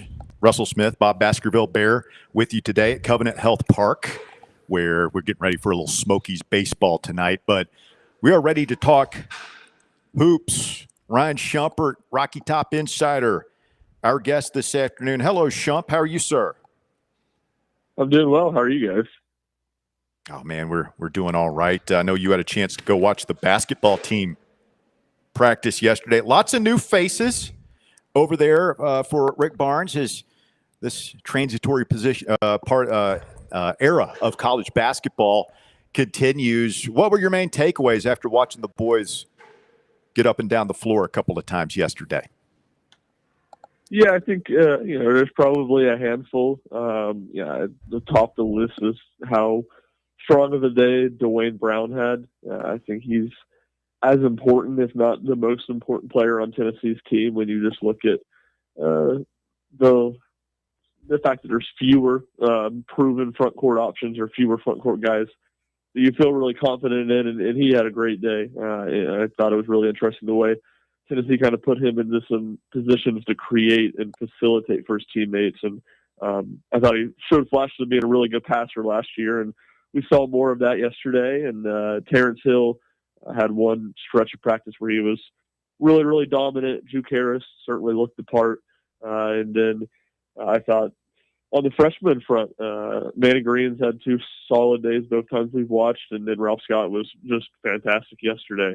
Just really jumped off the page with some of the plays he made on both ends of the court. So that's a guy that I have had, lower expectations for in regards to how he could impact this year's team. Had always kind of sounded and felt like more of a long-term piece with his kind of wiry frame and skill set, but he's made some jumps here over the first month of summer. It'll be interesting to see if he can build on that moving forward into the fall. That makes me happy to hear, because we've been so focused on the Juke Harrises, the Jalen Harrelsons, all those guys that were coming in through the portal. And speaking for myself, it was kind of like, these freshmen, that's pretty good, but that's going to be a while before they really contribute. But what stood out to you? I saw I saw that you were, and you just did it again. You praised both Ralph Scott and Manny Green. What stood out the most out of those two guys for you? I mean, what was it that you saw where you were like, okay, better than I expected? Well, I think with Manny Green, it's kind of why I thought for a while he could earn a role, in that you look at the guys that Tennessee got in the portal, it's a lot of offensive first guys, and there has often been a role for freshman guards and freshman wings on Rick Barnes teams who can come in and play defense. Amari Evans, that was the case for him last year. A little bit Bishop Boswell 2 years ago, and then if you want to go farther back, Jemai Meshack, Devontae Gaines, and Manny Green kind of has that makeup. He's a little bit more thin than Amari Evans was a year ago, but he's a strong dude who's pretty well built out and a really good athlete for a true freshman. And I think he had a reputation on the recruiting circuit as a strong defender, and he has shown that. And then with Ralph Scott, I think what stood out more than anything was kind of the way he could shoot the ball over defenders, using his frame and his height.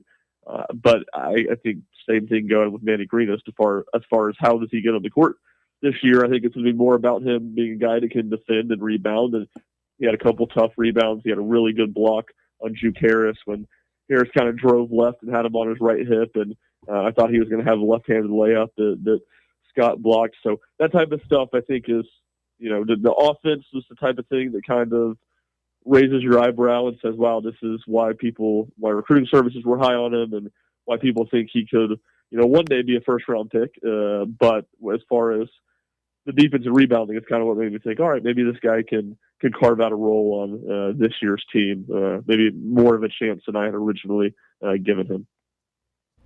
It was kind of based on what I saw, and I love hearing this too, kind of a tale of two cities maybe from the last practice you saw versus this one when it comes to Jalen Harrelson.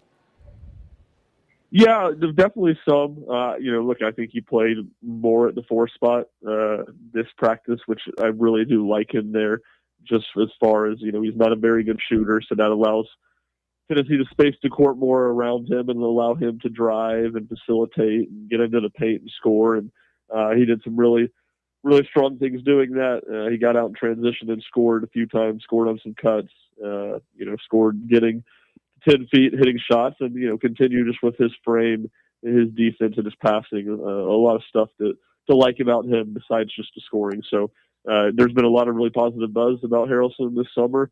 Did not feel like it was one of his better days when we watched a couple weeks ago now, and it felt like you could see more of why there has been such positivity around him with what he did in Tuesday's practice.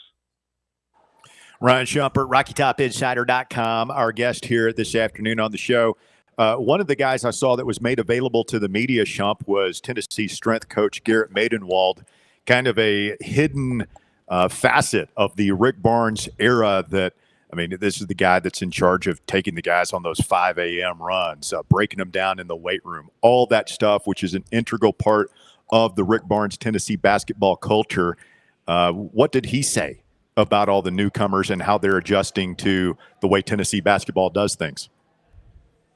Well, I think it's just interesting to get his perspective on how, from his facet, his job of getting to know the new guys, learning what their goals are, learning what kind of makes them tick, what motivates them, and getting to work. And look, I think he seemed very pleased with the mindset that the guys have come in with, the new guys have come in with, and the way they have embraced the challenge, and that it's going to be difficult, and that it has been difficult, but guys have had the right mindset. And he talked about some guys that have been, some gaining their voice and kind of being vocal and leading. So all that was interesting, and a little bit more of a 1,000-foot view of his perspective on some of the changes of college basketball and how that makes his job a little bit different, and how team building and stuff like that is a big part of those 5 a.m. runs and all that stuff that you talk about and that you have to do in the summer. How some of that changes with the portal and so many new players every year. The story of Ethan Berg getting the treatment after one of those, he was late for something and they put him on the Stairmaster and all that stuff.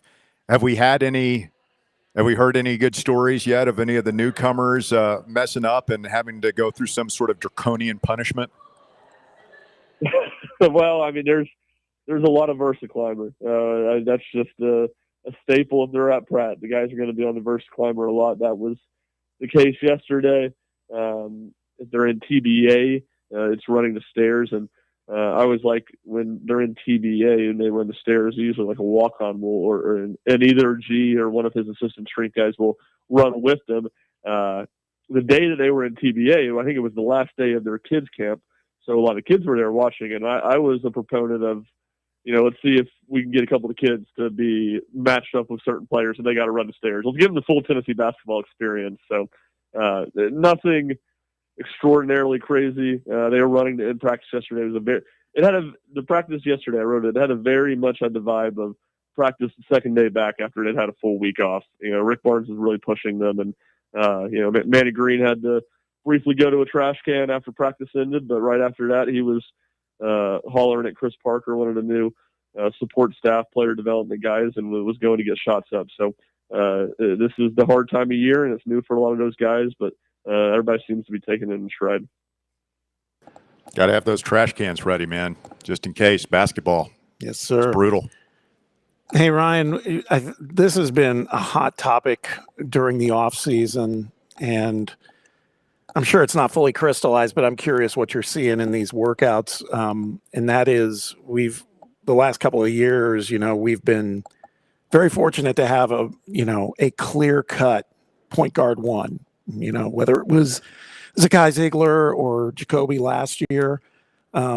When Chris Lowe and I talked a couple months back with Terrence Hill right after he committed, Terrence was pretty much acting like, I'm the guy. I'm going to be the point guard, but it still feels to me like it's going to be a little more committee than what we've seen in the past. Would you say that's accurate based on what you're seeing? Yeah, I think both those things are accurate. 5 guys worked at point guard yesterday with Hill, Day Ames, Marquise Clark, Juke Harris, and Jalen Harrelson. So they have more options. They have more guys that can run offense, and you saw in some of those stretches that allowed Terrence Hill to run off some floppy screens, and I think he's probably behind Tyler Lundblade, the second best shooter on the team. So you want to be able to use him that way. But at the same time, I think Terrence Hill is point guard one, and I think he's going to be the guy that most games and winning time is going to be playing point guard, and he's going to be the guy that's starting at point guard to begin the game. So I think both those things are sort of true. I think Hill is the go-to point guard on this team, but they have more options.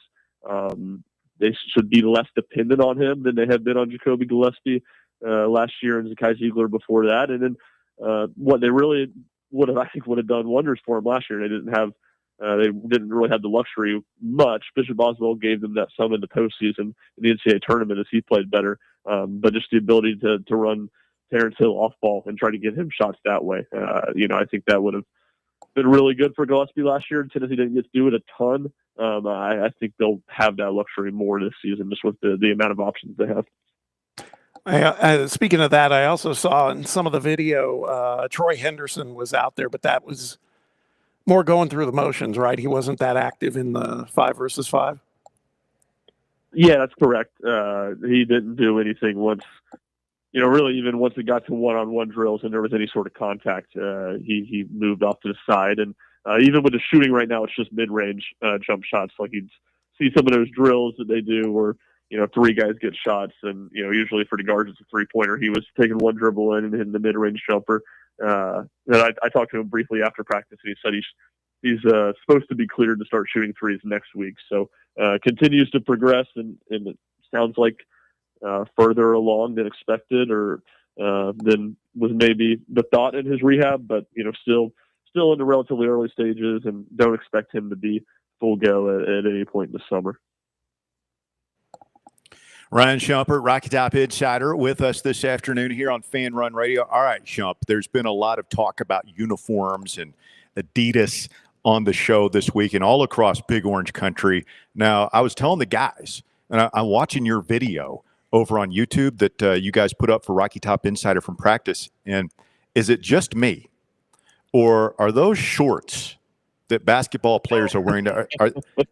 You know where I'm going with this? They're getting very short. They're extremely short. I don't notice for sure.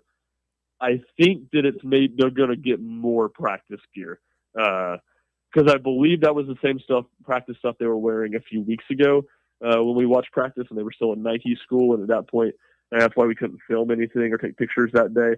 And at that point, I was told that they're going to get more new Adidas practice gear, and it looked like all the same stuff yesterday that they wore a couple weeks ago. So I don't know, maybe more stuff's coming in, but yes, that's 100% the case. It felt like they only were given one size of shorts because of all of the big men. It was just like throwback to the 1970s with the short lengths. So we're still monitoring that, but it looked like soccer shorts, which I guess is a little bit fitting in the move to Adidas. You have somebody who tells it, all our guys are like 6'8", 6'10", right? These guys have long legs, a lot of thigh showing on those videos. But I don't know. I'm just middle-aged dude. Maybe everybody says style is cyclical, and I never thought I'd see the short shorts come back. But the players seem comfortable in them. What do I know? Yeah, I don't know. Staying on the uniforms though, Ryan. I don't know. The consensus back on this side is people who were a little concerned about what the look was going to come out looking like. I think everybody's feeling pretty good about what they've seen so far. Yeah, no, I'm in the same boat. Wondered about it, especially when stuff was first, reported or rumored, I guess a little bit over a year ago now, but I think everything has looked really solid. Football didn't mess anything up. I think the whites, I like the new font. I like the new bigger numbers. I think the white uniforms are really a big upgrade. And in basketball, they didn't mess with something that was already really, really good. And and the Lady Balls basketball, I think, has gotten a big upgrade with their uniforms. So from my perspective, Adidas has done a really good job at this point. I actually think I agree with all that. I actually think the Lady Vols, from a basketball perspective, I think those were the biggest upgrade. I love like the old school font style they're using for the logo and on the jersey and everything else. I thought it was a home run. Yeah, completely agree. I think I agree that they've had the biggest upgrade. All the Summit Blue trim looks really good on the stuff. So that's probably, I guess I don't know enough of the details about what all the soccer and all the softball uniforms looked like before, but those definitely felt like the biggest changes. And, they all look really good, I think. So we're kind of 3 for 3 on these releases. Tomorrow's the dark mode. Do you think at this point it'd be tough for them based on what we're seeing? I don't think they're going to mess that one up either.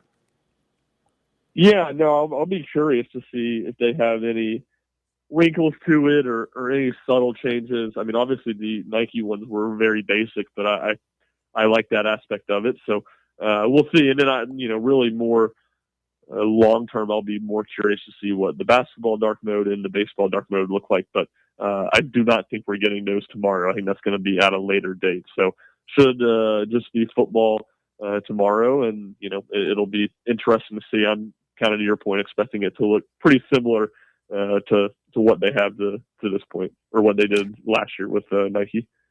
The only other thing I'll say is I pray when the basketball dark modes come out that they look a little more uniformy than this past version. And I know that was what Coach Barnes wanted, but I swear that looked like practice togs to me.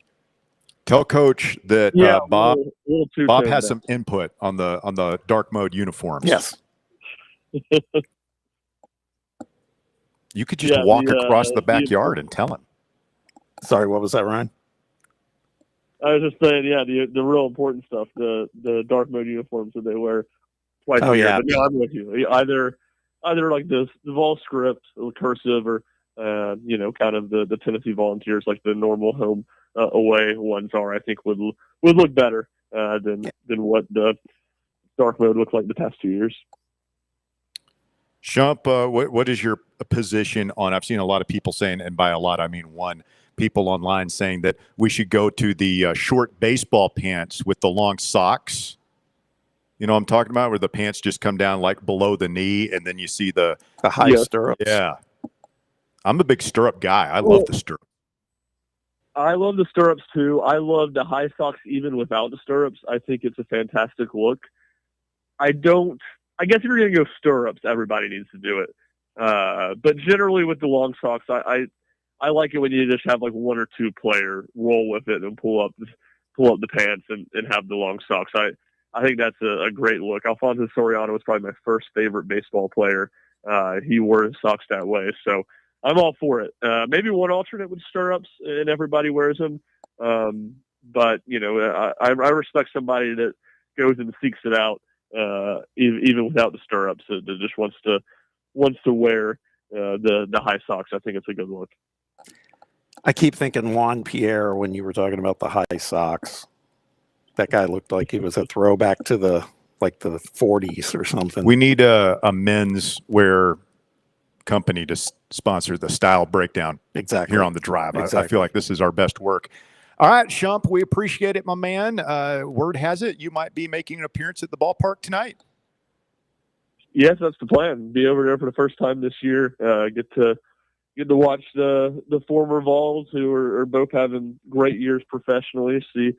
Get a glimpse of them. I kind of have a feeling that this might be, barring a rehab assignment or something down the road, might be our last chance to watch those two play AA baseball in Knoxville. So glad to get the chance to watch them this evening, and would encourage everybody who has a chance to get over there sometime this weekend and take advantage.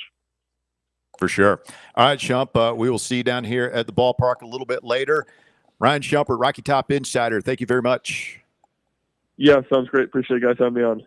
Thank you, Ryan. Ryan Shumpert stopping by one more time here on the drive. We got to take a quick time out. Have a couple of people calling in here this afternoon. We'll try and bang through those when we continue on the other side of the break. More Fan Run Radio live from Covenant Health Park coming up next. The Drive. Start your morning off with your daily dose of talk sports with John Reed and Cody McClure from 8 to 11, right here on the flagship station for Tennessee fans, Fan Run Radio. Your smile says it all, so make sure it's saying the right thing. At Knoxville Smiles, we believe healthy teeth mean happy lives. Invisalign is a clear aligner orthodontic treatment that gradually straightens teeth without the use of traditional metal braces. And now, at Knoxville Smiles, we're offering Invisalign special pricing for new patients. Call for details at 865-539-1776 or just visit us at knoxvillesmiles.com. Don't wait another day to love your smile. Smile brighter with Knoxville Smiles. Is your yard starting to look more wild than welcoming? Yeah, don't let your landscape be that house on the block. At ECR Total Landscapes, we make sure your outdoor space is something you're proud of. From de-weeding flower beds to leaf blowing, trimming, mulching, and more, completely customizable to your property's specific needs. We'll handle it all. Why spend your weekends sweating it out in the yard when you can just sit back and enjoy it? That's the ECR difference. And right now, new customers can get 10% off your first month of our monthly maintenance package when you sign up for a full calendar year. That's right. Consistent, reliable service at a price that makes it easy to get started. No sweat, no hassle, just a better looking lawn week after week. Call ECR Total Landscapes today and mention promo code FANRUN to save 10% on your first month. Call 865-384-2012 or visit us online at ecrtotallandscapes.com. We really need to get some branded stuff. Shirts, hats, promo items, something professional. I mean, we could just find a website and order a bunch of it ourselves. You could, but you're taking a big risk. You don't know the quality, the fit, the timeline. It's a roll of the dice. Yeah, I guess, but isn't that how everyone does it now? Not the ones who actually care about how their brand looks. Look, if we're putting our name on it, it needs to be done right. We need SM Athletics. SM Athletics? Yeah, they specialize in working with businesses like ours. Apparel, hats, promo gear, but real, customized stuff. They actually care if it turns out right. Probably a lot better than getting stuck with 100 t-shirts with crooked logos. Exactly. Plus, they'll walk you through everything. Sizing, colors, material, so it matches the image we're trying to build. Makes sense. What's the name again? SM Athletics. Trust me, if you want to look like a real company, not a flea market stand, this is the move. If you're serious about your brand, work with people who are serious about getting it right. SM Athletics. Welcome to Axle Logistics, where excellence isn't just a goal, it's an energy. As a leading third-party logistics company, Axle is powered by an award-winning culture built on a work hard, play hard mentality. Here, the drive for success is contagious and hard work never goes unnoticed. Whether you're just starting out or looking to level up, Axle Logistics is the place to launch your career. Join us and take your ambition to the stars. To learn more, visit axlelogistics.com.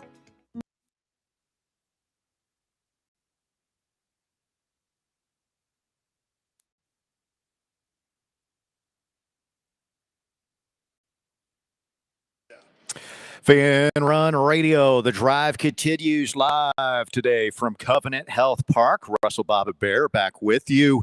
865-966-3435. Ryan Shumpert. Bear, what did you learn? Lots of things. Feel pretty good about the basketball team. Going to have to do what you did and start putting faces with names and numbers and all that. I know Terrence Hill has the hair.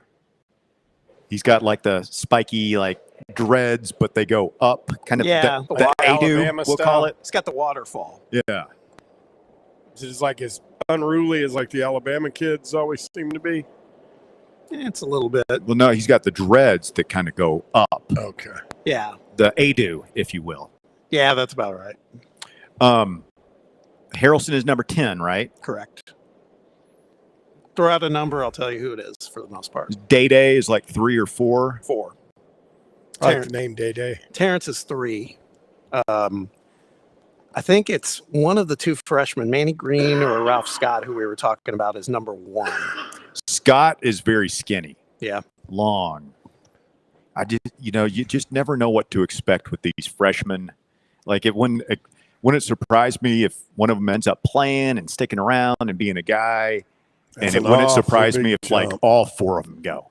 Yeah, that's just such a big jump to go from playing in high school gyms to being in, in the SEC and playing in what are essentially, especially at Tennessee, essentially an NBA arena. Well, but it's more than that now. It's just the influence of the money. All these guys have agents in there. We saw it happen with Amari Evans last year, where it's like, hey, you should be playing more. So you're going to have a freshman, at least one, if not 2 or 3 of them this year, and we've only got 4, have their agent tell them, hey, man, yeah, you should be starting. You should be making at least $1 million, and you're not going to get it at Tennessee, and they're just going to go. And we have to be okay with that, and the coaching staff has to be. I don't say okay with that, but just accepting that's how it is now. Yeah. We'll go get a new one. I think the agents get a bigger percentage in college than they do in either the NBA or the NFL. So, I mean, because I know they're capped in the NFL at a certain percentage. This is the problem with college sports. It's the, I won't say the worst people, but the worst intentioned people are the ones. Then it's just completely pulling unregulated right now. Let's get a call from Roberto. Good afternoon, Roberto. You're on the drive. Fan Run Radio. I think that's interesting what you just said, guys. It's that it seems like so many of these kids, agents or handlers or whatever you would like to call them, truly don't have their best interest at heart. It's really kind of a sad thing. I mean, I guess that goes all the way back to when they had air quotes handlers and weren't legally getting paid, right? But it's just really sad that adults are in it to essentially, I guess, use these young men to advance their own wealth. You know what I'm saying? These kids have always been, really it's always kind of been that way. It's just never been as open. They're a property to be exploited. I got to say, I mean, we saw it so like front and center with Nico and what was going on with Cordell, Landers, and Nico's dad. And I mean, it was, it's really what sunk that relationship here. You know, it's not even so much about Nico, the kid. It was the team around him. And by all accounts, not just Nico, but his entire family, save Nick, are just wonderful people. I mean, I've met him a few times, but everybody I ever had talked to that had any interaction said everybody but Big Nick, just wonderful people, including Nico. And so it's just the one bad apple in the whole, spoils the whole bunch thing. I don't know. It just always rubs me the wrong way that these kids get used in that way. I think it just needs to be stated. But hey, I'm still going to pay to go watch them play football, right? Or basketball or baseball. So maybe I'm part of the problem. I don't know. Speaking of corrupt things, are you buying into – I've never seen a player just straight up come out after a match like yesterday with a guy from Egypt and say the entire organization of X is totally rigged. Are you buying into the VA Argentina stuff, Russ? No, I'm not. I just think when it gets to that level and you've got people watching slow motion video or different angles of video and they've got, and they know that everybody in the world is seeing the same thing. They're saying, well, you have to call like it is. If it's a penalty, you got to call it. And if it's not, you got to call it. And the trick is like what goes to VAR, and what doesn't. That's where it gets a little bit hairy. But generally speaking, like when it goes to VAR, with the possible exception of our game in Balogun, I feel like they get it right most of the time. Yeah. I mean, there was definitely a foul on that play yesterday. I was surprised that they let him play for, 80 yards with the ball and score a goal before they reviewed it. I don't know if that's protocol or whatever, but I was just seeing if you bought into the idea, or I should say, or if you're in favor of the idea of players coming out after a game immediately and just ripping into an entire organization like FIFA. Oh, I kind of like it. I love the professional wrestling aspect of this World Cup, man. I think it adds a lot of color and flavor and passion to it. Yeah. I like it when you see an entire country feel like they've got screwed over and we're going to go in the streets and burn our city down, man. I think that's great.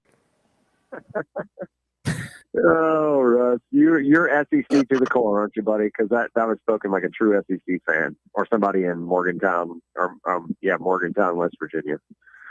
Yeah, that's really all I had. I wanted to hit on the jersey things.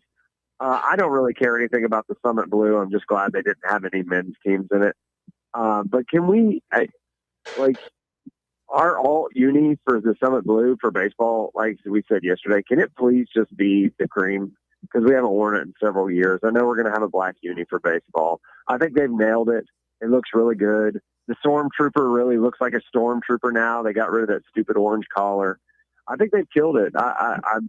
Russ, I want you to, I'm not calling you to the carpet necessarily, but as somebody that was avowedly anti this move originally, how do you feel now?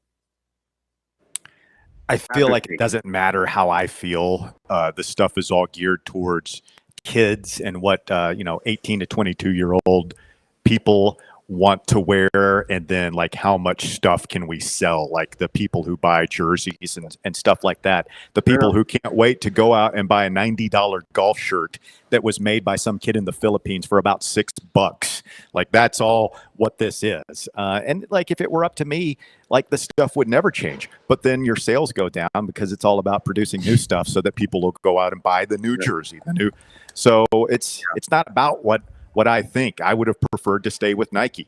Nobody's going to ask me my opinion. I get it. And so I've tried to like detach myself emotionally as much as possible from the fashion choices of my university and or professional sports teams. Well, I think they look really good. I'm pleased with it. The only thing, Rusty and I were talking the other night, and I'd submit this to the Council of Elders. Do we believe that one of our throwbacks or one of our jerseys should have the old school Adidas trefoil on it? You know what I'm talking about? The thing that looks like a plant, like the three-prong. I think they should all have it. Yeah, I love that logo. What Belgium wore against us the other night? They got the cool trefoil logo. Yeah, we've been talking about it since it's dropped. Yeah, well, if they release anything with a trefoil logo on it that's Tennessee related, I'll sheep up. I'll buy it. Take my money, says Roberto. Thank you. We appreciate it. We will take your phone call. 865-966-3435. Your number if you want to get on the program with us this afternoon. What are we going to do next week, gentlemen? How are we going to fill the hours here on Fan Run Radio when we don't have a daily fashion show to break down? Oh, I'm sure we'll figure out something. It's almost power ranking season. We got a good one lined up for next week. Right along those lines. Mm-hmm. Oh, Walker gave, so tease it a little bit here, the movie idea that we had. Walker had an idea just in passing on the way out of the parking lot that sort of took the entire segment idea from like I won't say like a 7.5 to a 9. What is it? I can't tell you. That's why it's a tease. Okay. It was a great idea. As a matter of fact, I think that's the path we should take. Bob's made his vote perfectly clear. Yep. Well, I can't vote until I know what it is. We'll run it by you here during the break. All right. We got an hour to go live here at Covenant Health Park. They're about to open up the gates, which means they'll be rolling out the food. People are going to be having beverages. It's going to get loud in here. Get a little loud, get a little wild. What they're calling crowd control. I mean, we have to do that every time we bring Baskerville out into public, but going to need some muscle. Happens. We'll get some muscle over here. Stay with us. Hour number 3 of the drive coming up next on Fan Run Radio. Back with more right after this.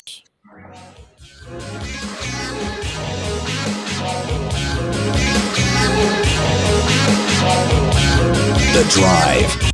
Fan Run Radio, where Big Orange Country comes to talk sports. Start your morning off with your daily dose of talk sports with John Reed and Cody McClure from 8 to 11. Then it's Tony Basilio from 11 to 1. The Playbook with William Pattison from 1 to 3.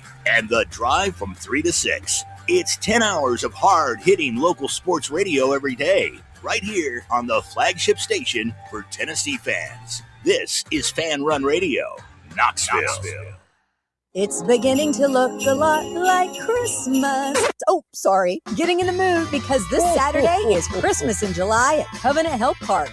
But your Knoxville Smokies have great promotions all week long. Like all-you-can-eat Wednesday, Knox Vegas Thirsty Thursday with half-off draft beers, fireworks on Friday, then yes, the big man himself on Saturday. We end the week with our day game of the week. It's a week full of fun at the ballpark. Get your tickets now at SmokiesBaseball.com. Smokies! Citizens National Bank. Life is more fun with a Good Life account, offering extra benefits, including bank travel. Experience the trip of a lifetime to Ireland. Explore rolling green hills, historic castles, and charming villages across the Emerald Isle. Get in on the fun.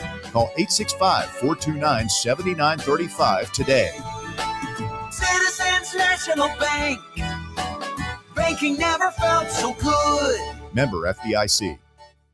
Are you thinking of buying a home but don't know where to start? Well, call VFL Josh Travis, your local mortgage expert with Foundation Mortgage, based right here in Knoxville. Whether it's your first home or your forever home, he'll keep the process simple every step of the way. To get started, visit mortgagebrokerjosh.com or call 423-312-9777 today. Foundation Mortgage Company, LLC is an equal opportunity housing company. NMLS number 1387311. Running a business, coaching a team, planning your next big event, you need more than just gear. You need SM Athletics and Logo Solutions. Custom uniforms, branded apparel, promotional products, done right, done fast, and built to show off your brand with pride. From local businesses to high schools to major universities, SM Athletics is trusted by winners. Get real service, get real quality, get noticed. SM Athletics and Logo Solutions, where your brand comes to life. Visit smathletics.com and let's build something great together. Blackford Veterinary Surgery Referral specializes in surgeries not regularly performed by your pet's general veterinarian. They're currently accepting referrals from vets all across the country. With their newly renovated state-of-the-art surgery center and highly trained staff, clients can rely on professional and thorough care. If your vet says that your pet needs surgery or rehab, ask for a referral to Blackford Vet and let them get your best friend back on its feet. Located conveniently in West Knoxville. For more information, visit blackfordvetsurgery.com. You're listening to FM 105.7 and AM 1340, WKGN Knoxville and W289CU Knoxville, Fan Run Radio. You served behind the desk. You served in combat. You did 4 years and got out. You were drafted. You gave 20 years. You gave exactly what your country needed. And so did you. When you raised your hand and swore an oath to your country, when you put your name on a dotted line, you became part of only 1% of Americans who did the same. You are a veteran. You are a veteran. You are a veteran. Because no matter when, where, or how you served, you made a sacrifice for your country, and you deserve support. If you're struggling with life after service, don't wait. Reach out. Reach out to a loved one, to a fellow veteran, to VA. Find resources at va.gov/reach.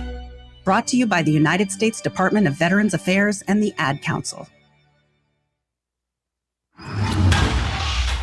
It's time for The Drive's Top 5 at 5.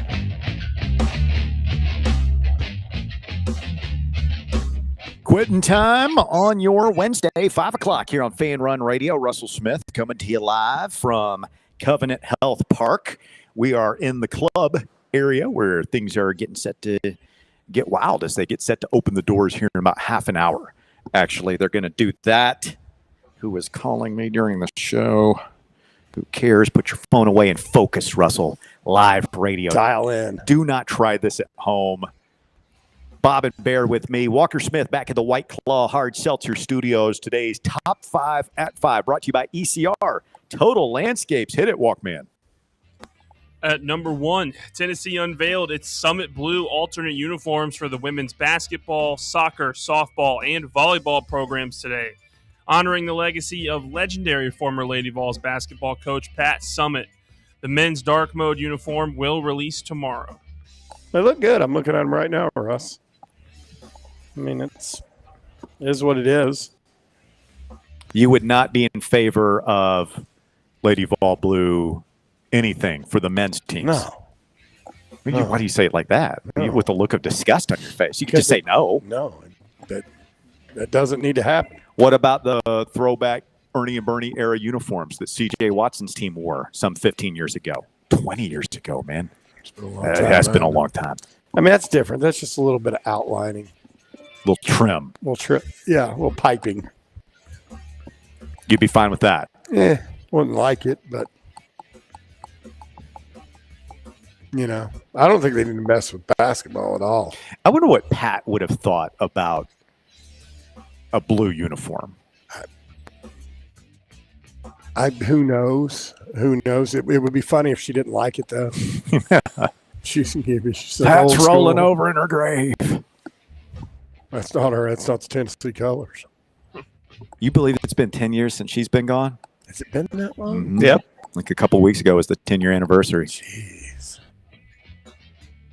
What just an awful, awful disease. Yep. Took her away. She'd still be coaching. Think so? How old was she? She'd be like, 70-ish? She'd be about Barnes' age. Yeah. She'd probably be a grand Maybe old winding it down. Yeah. I guarantee you she wouldn't be taking any guff off that slime ball Gino. She'd have put him in his place a long time ago. You think Pat Summitt would have been big on NIL and adapting to it? That's a great question, Walker. Great question. I know we wouldn't have had all those players showing up, just not showing up to practice. They would have been on the team. We wouldn't have players telling our coach to bleep you during a game. Can you imagine? Punch him in the mouth. She might have approached Chaz Coleman herself and said something to him. Well, I mean, that's you say that it's such an underrated part of her legacy. The way she would, like Bruce Pearl talked about, like he would run stuff by her. Yeah, and she would. I don't think she would butt in, stick her nose in things, but I mean, why wouldn't you? We definitely missed over the past 10 years. Missed her steady wisdom. Influence. Yeah, I mean, she was a big part of the university. So I don't know what you think about the Summit Blue. At number 2, former Tennessee basketball center Felix Okpara has signed a 2-way contract with the Washington Wizards. Okpara was selected in the second round of the NBA draft and was a part of a draft night trade, sending him to Washington. Okpara's 2-way contract with the Wizards is a 1-year deal worth just short of $700,000. Good for him. I feel like the 2-way deal, Bob, is code language for those of us who don't follow the NBA on a day-to-day basis for he's probably not going to play much. Or at least he's got an uphill battle. Meshack was a 2-way deal guy. Yeah, exactly. Okay. I mean, they used the second round pick on him, so I mean, I think they've got some confidence that he might be able to ascend, but he's going to have to earn it for sure. He's going to have to work his way up. 1 year, $700,000 deal. You're not retiring. No, on that. So hopefully he takes advantage of his opportunity, rebuilding team there in Washington. And man, if he could just get a foothold in there and make a mark, that'd be so cool. But let's not act like that kid doesn't have pretty good earning potential, whether it's in the NBA or Europe or wherever. He should be able to pull down a pretty decent paycheck playing ball for the next 10 years or so. He's going to have a very nice life. Where's he from? Nigeria? Yes. Like when you're already multicultural like that, it's not going to be a huge problem, I would imagine. Like if he ends up playing in Turkey or somewhere, it's not going to be like. Imagine $700,000 a year for 1 year basketball is. I don't know what the median income is in Lagos, but I know it's not $700,000. At number 3, Kansas Athletics is making history with a new partnership that brings cryptocurrency to the forefront of college sports. Today, the school announced a multi-year agreement with Ripple, making it the first major college athletics program to feature a cryptocurrency logo on its team's uniforms. As part of the deal, the XRP logo will appear as a jersey patch across all Kansas Athletics teams. Crypto. Yeah, I mean, I don't know what's worse financial advice to be giving our young people, the crypto or the gambling. It's both just throwing money away, in my opinion. Call me crazy. I think they should be keeping their money in what us old timers refer to as a savings account. That and earning a little interest. Federally backed currency. Something that's just not ones and zeros on a computer. Well, I mean, what would the conversation be like today if it's announced that Danny White has partnered up with a crypto company and that's going to be all over our uniforms? How much are they paying for our players? Yeah. It'd be that simple? It's a money grab. Yeah. Yeah. I mean, that monster Sadly. deal, by the way, yesterday was... How much money are they giving them? 20 a year. 20 million a year, which is... That's it? Yeah, it's not that much. For the league? Conference? Yeah, for the whole conference. And they distribute that amongst, 12 schools? 16. And a share of that will just stay with the conference offices. Yep. So you're maybe getting $1 million a year Yep. to have a Monster Energy patch. Monster spends more than that on NASCAR. Yeah, I know. Big 12, man. Or I'm sorry, the Monster Energy Big 12 football. Respect on the name. At number 4, we got a full schedule of MLB games tonight. Right now, the Blue Jays are beating the Giants 5-0 in the 5th. Later on, the Braves will play their second game against the Pirates. The Reds take on the Phillies on ESPN, and the Yankees play the Rays, along with the Brewers playing the Cardinals. What was the score on the first Braves game? They went up against Why are you asking me? Baseball's dumb, man. Nobody pays attention. As to a matter of baseball. fact, the Pirates had a guy with 10 RBIs in that guy game with last 10 night. RBIs. 3 homers. Two 3-run homers and a grand salami. You said baseball was dumb. Don't be like all high and mighty, Mister. My team just struck out 17 times, 2 nights in a row. Yeah, okay, well, I mean, your we're team is all-time just as bad. much a disgrace But as mine. I'm not pretending like baseball doesn't exist like you are. It's silly, man. Like we shouldn't waste important airtime talking about that. No, of course not. Boring. And at number 5, United Airlines must face a class action lawsuit after a federal judge rejected the airline's attempt to dismiss claims from passengers who said they paid for extra window seats that had no actual windows. The lawsuit, which also names Delta Airlines, alleges the airlines misled customers by failing to disclose during a booking that some window seats on planes are located beside blank cabin walls instead of windows.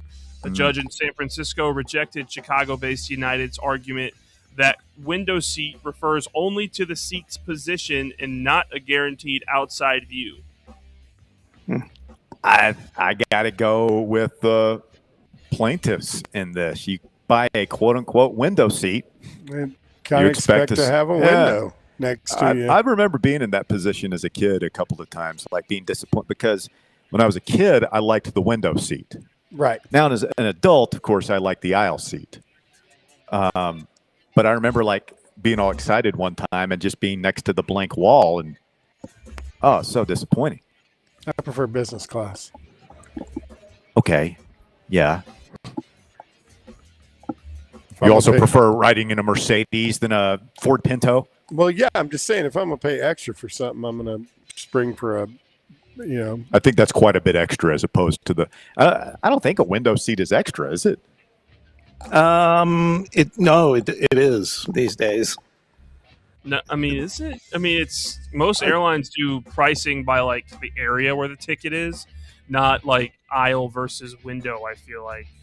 I had just bought some tickets for my wife and a friend of hers on a flight, and it's nominal. It's like a couple dollars difference in between window and aisle, and then big difference in the middle seat. It's a lot cheaper, but yeah. Up until I started getting older about 10 years ago or so, I would usually be, anytime I flew, they'd ask me if I wanted to, sit in the exit aisle, the emergency exit aisle. Oh, yeah. Yeah. A little extra leg room there. Yeah, but you also take on that little bit of, What if the plane crashes? Are you able to? Are you able to work the? Listen, man. If the plane crashes Exactly. into the ocean, I'm just looking for extra. We're all goners anyway. Yeah. What are you going to be relying on bear? Like, I mean, can you imagine? Like you crash into the ocean, you actually survive, you don't die. I can't open it. It's stuck. I'm sorry. I mean, I don't know that I would sign up for it now, but back in the day, yeah. That's a Curb Your Enthusiasm episode, right? Is Larry keep my head cool? Larry's he's told them he can operate the emergency door for that extra leg room, and water's filling the cabin as he struggles, and the turn the red thing, and then you pop it. I mean, who knows if anybody could get? I mean, have you ever known anybody who's had to do that? I mean. We all think we could. Who knows how you would react under pressure? I've got no interest in a window seat at this point. Oh God, it's the worst. It's aisle or nothing. Kidding me? Scrunched up, did, no leg room, against the wall, and some guy you don't even know probably right next to you. Yeah. Ugh. Even if you do know him. I did when I was flying to LA the first time, just because I wanted to be able to look out the window, and because I'd never flown over that part of the country before. Mm-hmm. I want to be able I to get see the claustrophobic scenery. too, man. I don't know. Like plane's bad enough anyway. You know, pin me up against the wall. Yeah. I'll be like Shatner in that Twilight Zone episode. Oh, with the gremlin on the wing. Yeah, how's that for a reference? Was it Lithgow in the movie when they redid it? Yes. That's funny. Thank you, Walker. Top 5 at 5 brought to you by ECR Total Landscapes. You check them out online at ecrtotallandscapes.com. Save 10% off your first month on the monthly maintenance package. They'll cut your yard, do all the trimming, leaf blowing, pull the weeds out of your flower bed, and take care of all that stuff for you.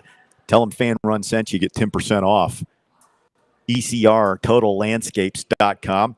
Wide open the rest of the way here. If you want to give us a ring, 865-966-3435 is your phone number to get on board, 966-3435. Had a great conversation with Blake Burke in hour number 1. He stopped by here at Covenant Health Park and talked to us, said the season's going well, said it's going well for him. Maybe not quite as well as it's going for Andrew Fisher. Yeah, he did say that Fish was tearing it up. They've got a friendly little competition going on amongst the two of them, and you can come see them this week out here at Covenant Health Park. We are 2 weeks away from David Gabriel George, the talented 5-star running back from Chattanooga Baylor, announcing his commitment 2 weeks from today. I've been adamant, like we're getting him. You guys believe me, or? I mean, I don't know. It's not a matter of whether I believe you or not. It's just, I mean, at the end of the day, it's 17-year-old kid and trying to figure out what they're going to decide. I mean, there's definitely, and I know I saw it on the live chat yesterday. Clearly, two schools of thought. Some people are saying that he's going to Ohio State. Some saying he's going to Tennessee. He's not going to Ole Miss. I think we're going to get him. That's kind of where I'm at. I believe it. Yeah, I'm kind of leaning that way. We're due one of these 5-stars. We're like really working out. What is the best 5-star guy that we've had lately that's been productive? Oh, and the didn't. lineman.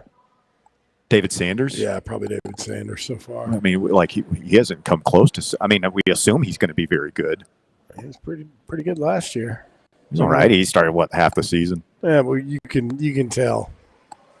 He's You can tell. I mean, he looks completely He looks different than he looks like the guys that used to get signed with. He's a big dude. Mike Matthews has been pretty productive. Hasn't been a breakout star yet. Maybe that changes this year. I know it was a love-hate relationship. I really thought Jalen Hurd was, at his peak. I thought he was great. Yeah, he was a good player. But, I mean, that's been 12 years ago. I know, long time. Surely we've had productive 5-stars since then in football. Garantano didn't really pan out the way we wanted, obviously. Derek Burnett, a 5-star? He was a 4-star. But, again, that's been a long time ago. When did they start 5 stars? That was after like the old days when, like early 2000s, like the Peyton and Terry days. Those guys were what, blue chips? Blue chips, yeah. Blue chip. Terry Fair. Peyton It's also Manning. a great Nick Nolte movie. Mm-hmm. Shaq. Penny Hardaway. Didn't Allen Houston have a bit role in that? Maybe he was on one of the other teams that they played. Yeah. Houston was in it. There was who was the player, the Indiana player? Oh, Bobby Hurley was in that. I want to say. Yeah, who else was in that? Bob Knight. Anthony Hardaway, I think, was in it. Oh, crazy Jake Miller could do that whole Nick Nolte speech. Oh, that was a great movie speech. Dead off. Yeah. He sound dead off. What did we get? One kid a tractor? We get a tractor happy? Is that what we got him? We bought him. We bought them all. 865-966-3435. Neon. What was his name? Neon Beto. Neon Beto? Yeah, I think it's some kind of Cajun. It was Neon. Yeah. It was Neon Beto or something like that. Shaq. Was it Ricky Norris? Was that the guy's name? Yes. But the dark-haired kid, yeah. He grew up shooting on like a wooden backboard. Yeah, on the side of a barn. Peach basket. That's who got the tractor. Yeah. He's an Indiana farm boy. What did Penny get? I can't remember. Probably a big bag of car. cash. I think he got a car. He got like a Trans Am or Like something. he did when he went to Memphis. He got the Eric Dickerson treatment. Boy, that did smell good. What was that? I don't know. They usually have some sort of brat here. We'll take Usually you. about. Hey, we're going to take you behind the fourth wall, Trey Wallace. When we come back and tell you, oh my God, it smells wonderful. Tell you how they treat us when we come to the Cove. Like kings. Fan Run Radio, your phone calls coming up. Stay with us. Back with more right after this. The Drive. Miss any of your favorite Fan Run show? Listen to the podcast on our free Fan Run Radio app or wherever you listen to podcasts. What kind of day is it? It's a White Claw day. Grab a pack, grab your friends. Everything else in life can wait. Your friends shouldn't. Let's go. White Claw. Grab life by the claw. Please drink responsibly. Hard seltzer with flavors. White Claw Seltzer Works, Chicago, Illinois. Ball fans, reimagine your home at Broadway Carpets and Flooring for any remodeling or building needs. With a variety of carpets, rugs, hardwood, vinyl, and stone, Broadway has all the flooring and installation options you're looking for, including pet-resistant products like Pet Perfect Carpet from Shaw Floors. Visit their showroom in downtown Knoxville or the location in West Knoxville located on Kingston Pike near Pellissippi Parkway today. Are you ready for the start of a new season? Maybe looking for your team to go on a tournament run? Get game day ready with Crumble. Head on over to your nearest location and pick up 12 pre-selected cookies plus exclusive toppers. When you're looking for dessert options, there's no question about who you should call on. Our listeners already know. Last year, the Dubai chocolate was a home run, along with the brownie batter. Oreo crumb was another crowd favorite. What new flavor will set the standard this season? If you're in the Knoxville area, there are 3 locations ready to serve you: Clinton Highway, Parkside Drive, and Maryville. Download the Crumble app to build your best lineup and vote on the best combos. You can even put your bid in to request a new flavor. Order in the app and slide on over to your nearest location. Tell them Fan Run sent you, and as always, it's for the fans, by the fans. Don't miss the cookies. Hey, Vols fans, Cody Brown here. I grew up right here in Tennessee and know what it means when someone says, I've got your back. That's why you can trust Farm Bureau Insurance of Tennessee. Whether it's your home, your vehicle, your family's future, or the business you built from the ground up, we will show up for all of your insurance needs. We are Tennesseans who understand what matters, which is doing right by you. Insurance is not all about just paperwork and policies, but it's about the people we insure every day. So if you want insurance that hits home, give me a call at 865-992-3871. Go Vols. Where are the best ribs in the Volunteer State? Rickard Ridge. Who has the best barbecue catering packages in East Tennessee? Rickard Ridge. And where is the most beautiful setting to enjoy a meal with family and friends? Rickard Ridge. Rickard Ridge Barbecue. Just a quick ride up I-75, take exit 134, hang a right, and Rickard Ridge is on your left, just inside Cove Lake State Park. A brand built in Tennessee and born from the love of the game.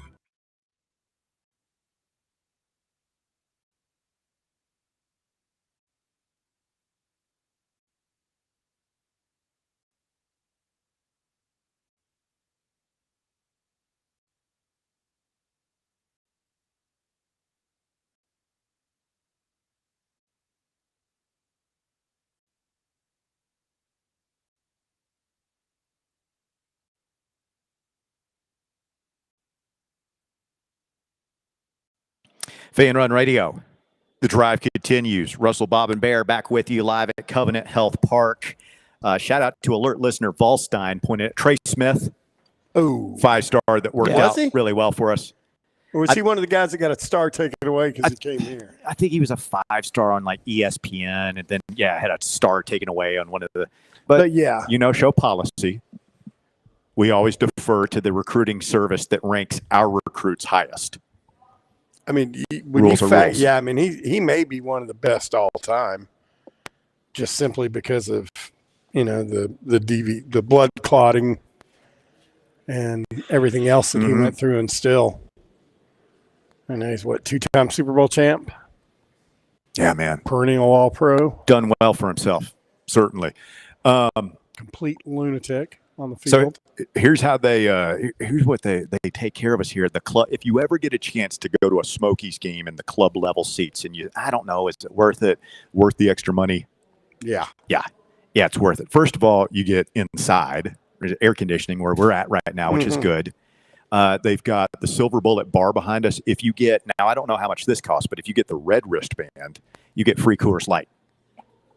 Which, tip the bartender, but back in the day, I could have done some damage. I've done some damage on those before. Yeah. They have a great spread here that you get with the club seats. You get to come and eat before, during like 3 or 4 the game. Meal choices. Yeah, so here's the menu today. All right, let's hear it. For an appetizer, you've got cucumber salad with toasted sesame seeds. Okay. Napa cabbage and carrot slaw. Okay. And honey soy spinach salad. Ooh. So, get started healthy there. Then at the Smokies Hot Dog Bar, you've got grilled all-beef Elm Hill hot dogs with chili and assorted toppings. Mustard onions. Mm-hmm. Then for the main course, you've got sesame broccoli, stir-fried vegetables, Asian noodles, sweet and sour chicken, and teriyaki pork ribs. A little bit of an Asian theme going on here tonight. Also. Ready for some of that. And then for dessert, I saw some muffins and cupcakes, and I'm just going to ignore your xenophobic comment right there, Bear. I smell the popcorn, too.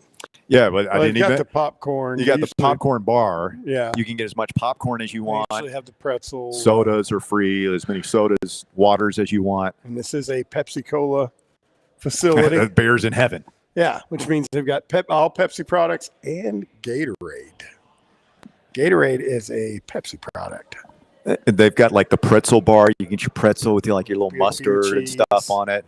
I mean, it's fantastic. And then when you're going to go watch the ball game, you step out onto the club level. You got a cushioned seat with a drink holder. I mean, it's fantastic. And you're in the shade. And it's a fan blowing on you. You're up at the perfect level to. It's luxury. Great. Luxury. I mean, I wouldn't be surprised if the next time we come here and they have like beautiful women fanning us and feeding us grapes. I feel like we ought to bring McClure with us next time. He loves a good sausage. He does.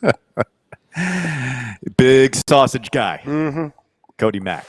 He and I were just exchanging sausage recommendations last night. Oh, really? Yes. Because I was introduced to a certain type of sausage, Kaneka sausage. It's good stuff, man. What? Kaneka. What is a Kaneka brand. sausage? It's Louisiana. Like an andouille? No, they've got andouille, but it's a brand, but they're based out of Louisiana. It's a smoked sausage, but it's got a little kick to it. Nice. Not bad. It's very good. And so I was texting Cody to ask him if he had ever partook, and of course he had. Is there a sausage he hasn't tried? When I went, I've been on a road trip with Cody before. That's right. Yeah. And we stopped at Buc-ee's. I feel like I've been on multiple trips with him. But I remember one in particular. He got something. Well, I'm getting to it. We stopped at Buc-ee's, and I'm like, this is what I'm going to get. Like, I'm going to get a sandwich. I'm going to get like some cookies to take home or something, and maybe a soda. And he's like, I want to try one of their sausage sticks. It's like got a name or something. What in the world is that? You're all right. Did you hear me talking about it? No, but that's the second. I feel bad for him because they're just trying to do so their loud. Job. It's all for him, man. What was I talking about? Oh yeah, Cody's like, I'm gonna get this big sausage. This sausage on a stick. I'm picturing like some little bite size or something. No, I've seen it. He breaks out like it's like a sword. He has like a scimitar. It's like 5 feet long in the air, just like sausage, like a shish kebab thing. I thought it was like because I've seen them. I've not tried one, but I think it was wrapped like in dough. Yeah, as well. And I'm like, dude, you can't bring that in the car. Did he lay waste to it? Yeah, so we just sat outside right there at the exit. Why couldn't he bring it in the car? Would it not fit?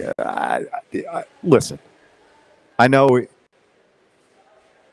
Cody's suffered an injury. He's okay, but # pray for Cody. I don't want to speak ill of the almost dead. It could have gone either way last Friday on the interstate. Yeah, but before you drop an atomic bomb, he looks like. I mean, I look at Cody the same way I look at my 11-year-old son. He's going to get like greasy fingers and get it all over the car. And we were traveling in a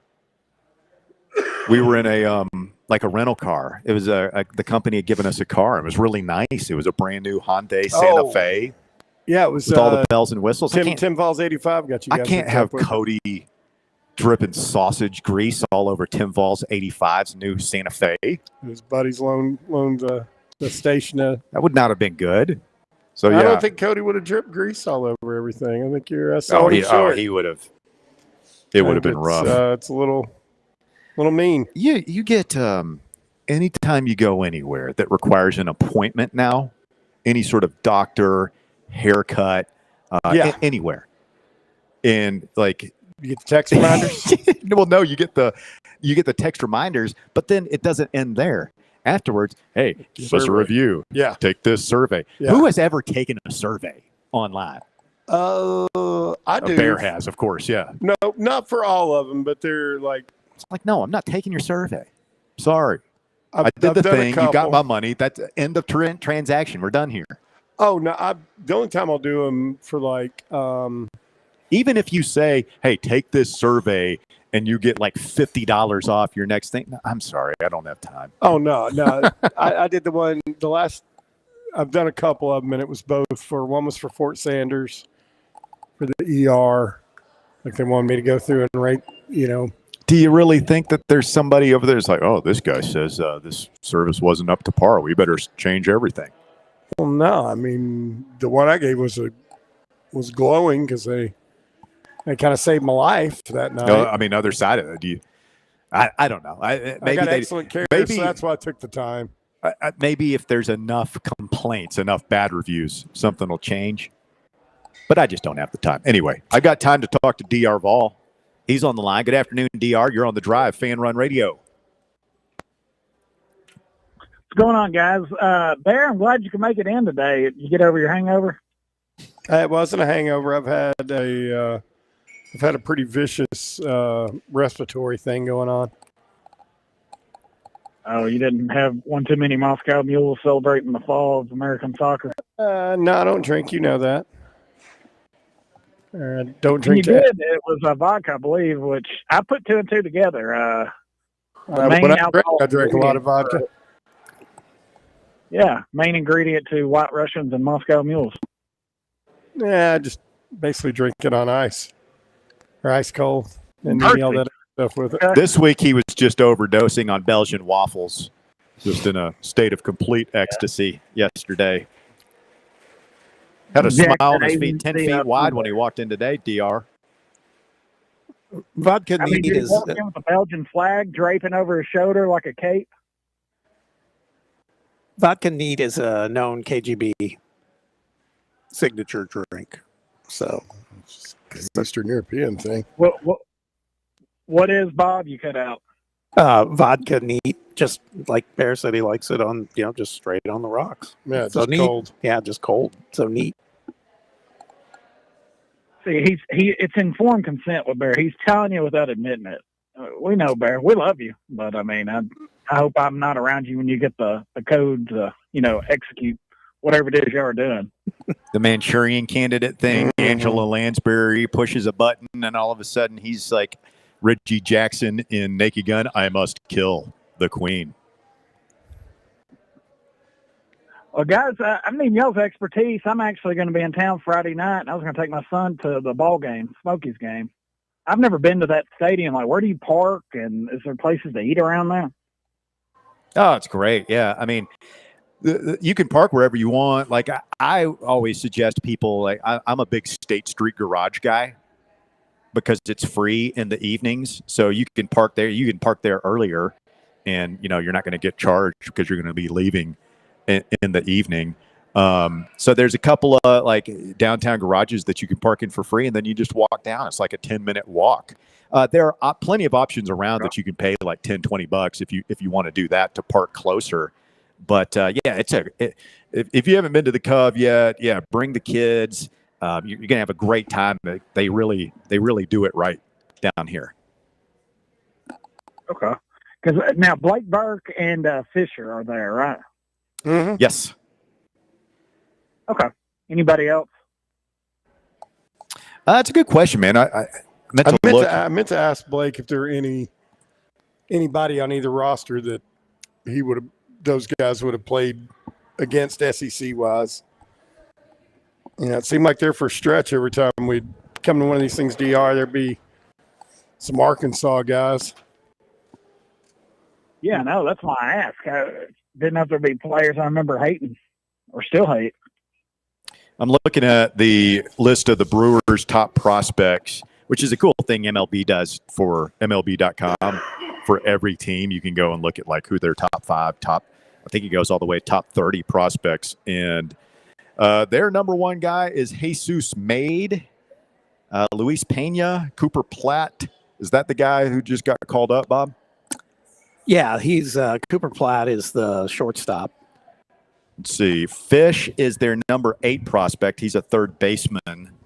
And then Burke is the number 16 prospect right now, according to MLB.com. So we got to get him moving up that ranking list. Gotcha. Well, guys, that's about all I got. We're actually coming into town. I saw they were playing, so we're going to go to that. But Joey Aguilar is putting on a football camp this weekend, so we're going to go participate in that. Nice. Well, have fun. Be polite, DR. Yeah, I may stop by and see y'all Friday, depending on a few things, and we can talk about American propaganda, guys. You have a good night. I was bracing myself there for a Joey Aguilar cheap shot. That's what I was too. Good to know he found some class. We got some corrections on the sausage talk. Commissioner Bockwinkel says the proper pronunciation is Konica. Wow. And they are amazing. Cracked black pepper is a banger. And then JV555 says Konica is actually from Alabama, Bear. Oh. Which is what I had heard too, but I wasn't that certain of it. I thought it was Louisiana. Close enough. The sausage people are double checking or fact checking on the YouTube chat, evidently. I just didn't realize it was it's a widely known sausage because I had never heard of it, and it was like, God, this is great though. Looking at the Cubs' top prospects, if you're coming in, Jefferson Rojas as shortstop, Jackson Wiggins. I feel like he's already up there. Know that name. Ethan Conrad, outfielder. Any names you recognize from SEC baseball? Yeah. College. Ty Southison. Where did he play? But he didn't play anywhere, but his brother, who's in the Braves system, was committed to Tennessee. Okay. Kate Snell, Riley Martin, Logan Poteet. That name sounds familiar. Did he play somewhere? Or am I just thinking of freshman defensive back Trey Poteet. Poteet's kind of a, wouldn't say common name, but I feel like there have been some Poteets. I don't think there's ever been a Poteet that I know, other than the one we got playing defensive back and whoever this guy is. Yeah, I like the top 30 prospects feature MLB.com does for every team. I feel like the Cubs are kind of in an upswing. They got a lot of – I hear Dansby Swanson is tearing the cover off the ball right now. Of course, I don't follow such things because baseball is stupid. He had a huge week last week. I only know that because my fantasy team was going up against the team that had him. Stay with us. The drive could actually, let's hang right here while Bear hacks up along. We'll talk to Jamie. Good afternoon, Jamie. You're on the drive. It's Fan Run Radio. Yeah, Barry, ain't you got a cough button on that thing over there, dude? I did. I couldn't get to it. When Bob drops that, it just tickles me every time he talks about one of his fantasy teams. Because I was getting ready to ask him about his boy rushing. Most people laugh when they're tickled. Yeah. You cough? Yeah. When I've got a horrendous chest cold, yeah, I do. Yeah. I'm playing hurt today. Leave me alone. Hey, I'm with you, bro. I was about to say, bro, if you feel as bad as you sound, man, props for you for showing up, bro. If I sound like you, man, I'm laid up. I got my feet up, watching Netflix and crying, eating cough drops. I didn't want to miss out. I mean, that's what, we aren't exaggerating when we talk about how cool it is over here and how much fun it is to get to come to a show over here.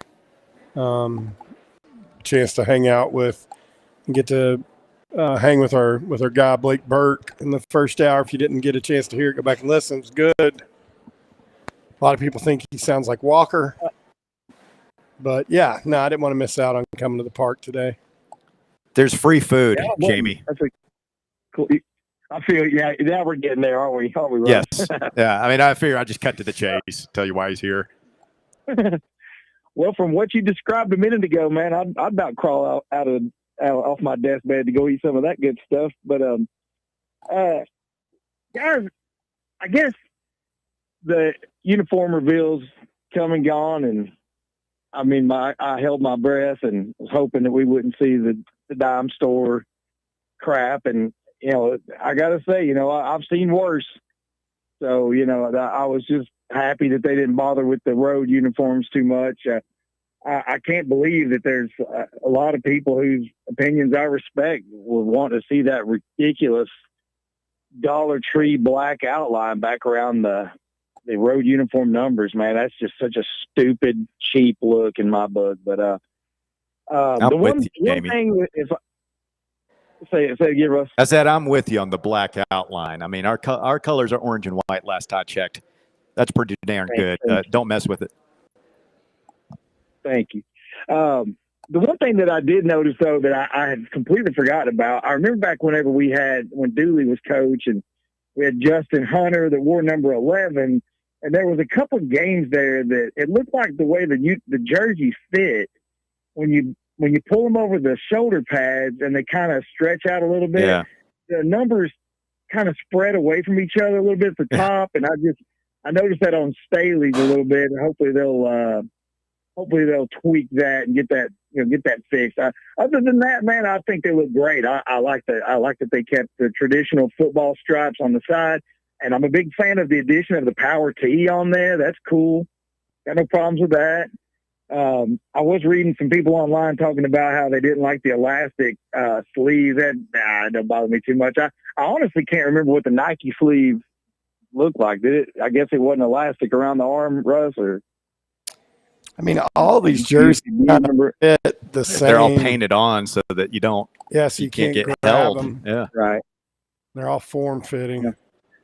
Well, I mean, if Jamie is signing off, because people say that I was anti-Adidas, and I was, but Jamie was adamant. But if they're winning you over, they must be doing all right.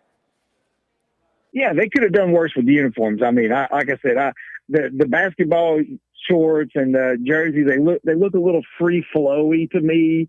They don't look high. They don't look high end. They look a little low rent. But hey, they could have messed it up bad, and they didn't.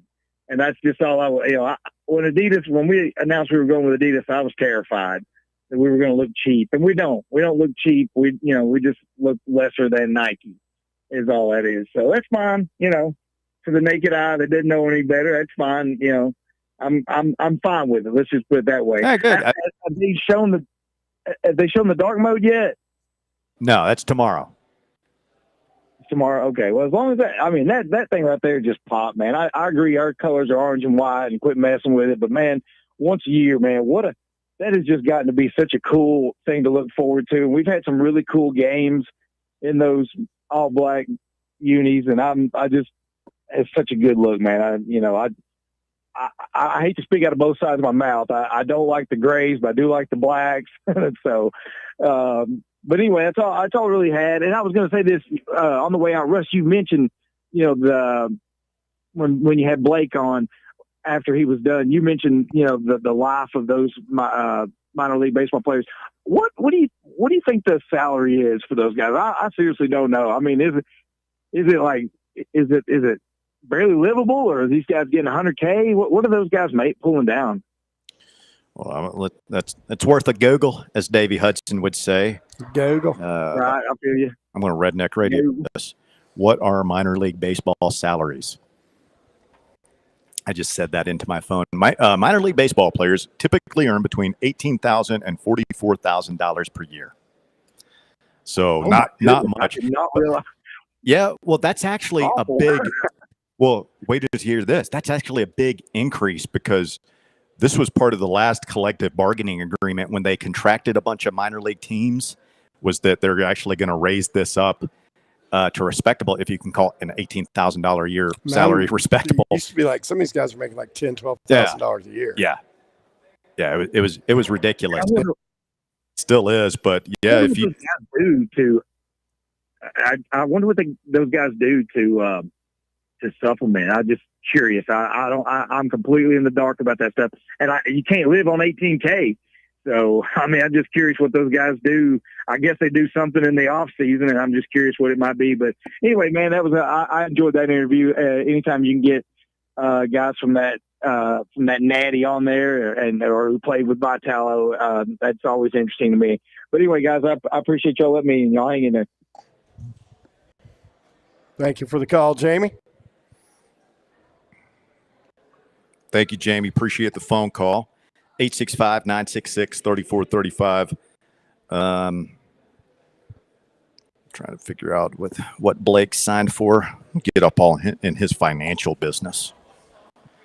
Oh, when he's sitting right here. So, Blake, it says you signed for $2.1 million. That's all? What'd you do with still got any left? It said, it says that he signed for 2.1. So he's got that as kind of like a nest egg.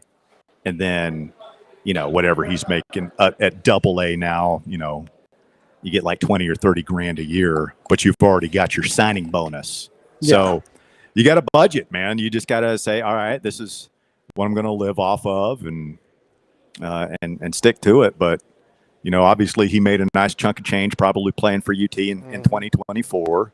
And I think for a lot of those like guys who don't make any NIL money or you're drafted late, like you just you better hope like your parents help you chase your dreams for a couple of years and send you a little bit of money, or maybe you get an off-season job.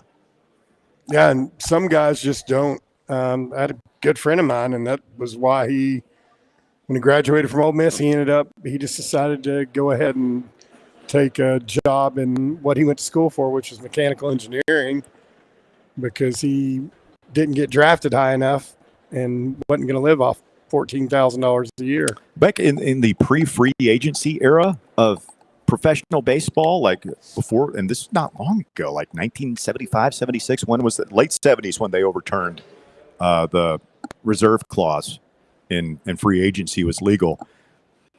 Guys routinely worked in the offseason other jobs. Like major league players would go. I think like Yogi Berra was like he worked in a clothing store during the offseason. Hall of Famer. Guys did. NFL players, NBA players. That's crazy. I mean, it's kind of like teachers do that still. Yeah, we work a summer job. Yeah. Yeah. And they turned out fine. It's It's not the end of the world having to work for a little bit of extra money. Like it's again, like people, job. People, some of these guys, not Blake and Fish, but some of these guys with this. Did you see the Chris Carter post that went viral last night? Chris Carter, the football player, tweeted and tagged is like at Delta. You told us that we were going to have mattresses on these. Like he's flying from Honolulu to Atlanta. It's like an 8.5 hour flight. Or no, it's longer than that. That's what he said in his tweet, is the 8.5 hours, which I thought the same thing. But anyway, he said there were supposed to be these mattresses in the first class or whatever. They're not, the seat reclines out into a bed.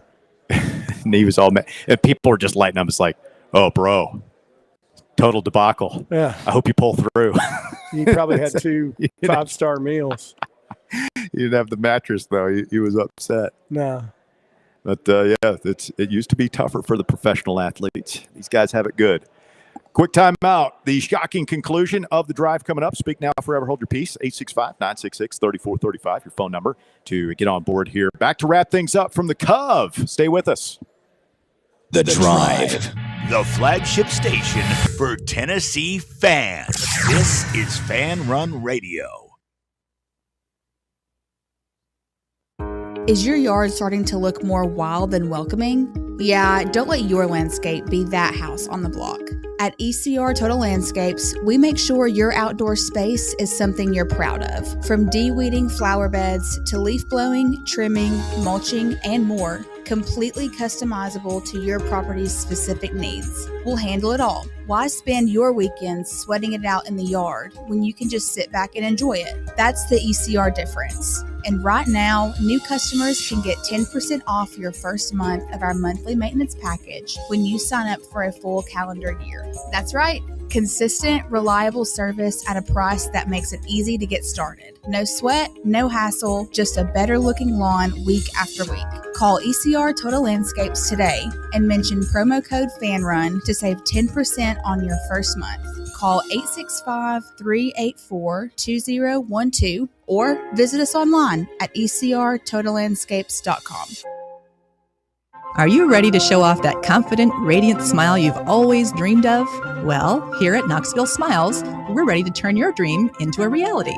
At Knoxville Smiles, we're more than just a dental practice. We're your partners in achieving optimum oral health.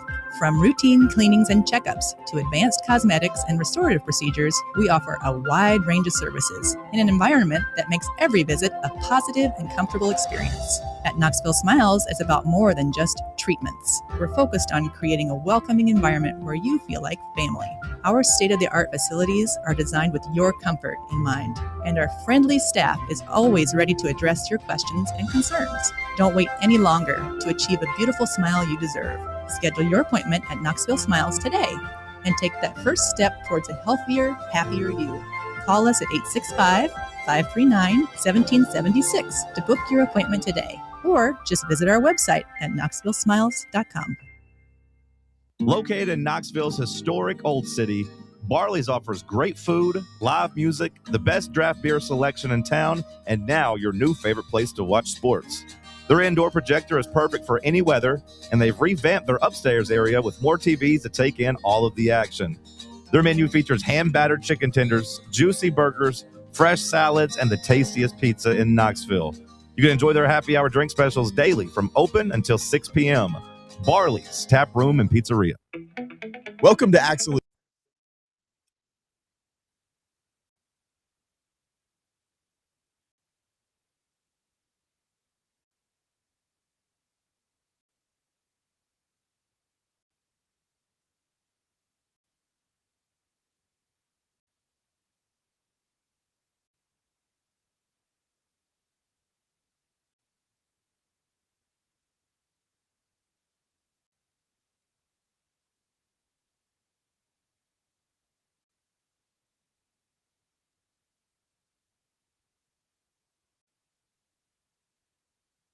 Fan Run Radio, the drive continues. Final segment here from Covenant Health Park. Knoxville Smokies taking on the Shuckers of Biloxi. Those Shuckers. Walker just sent us a tweet, Russ. Pretty funny. Message board geniuses. Apparently, some South Carolina fans' jimmies are rustled because Tennessee got a cinematic, awesome uniform reveals. Oh, yeah. Well, we barely got an announcement and a couple of still pictures of the new Nike gear. And the color was wrong.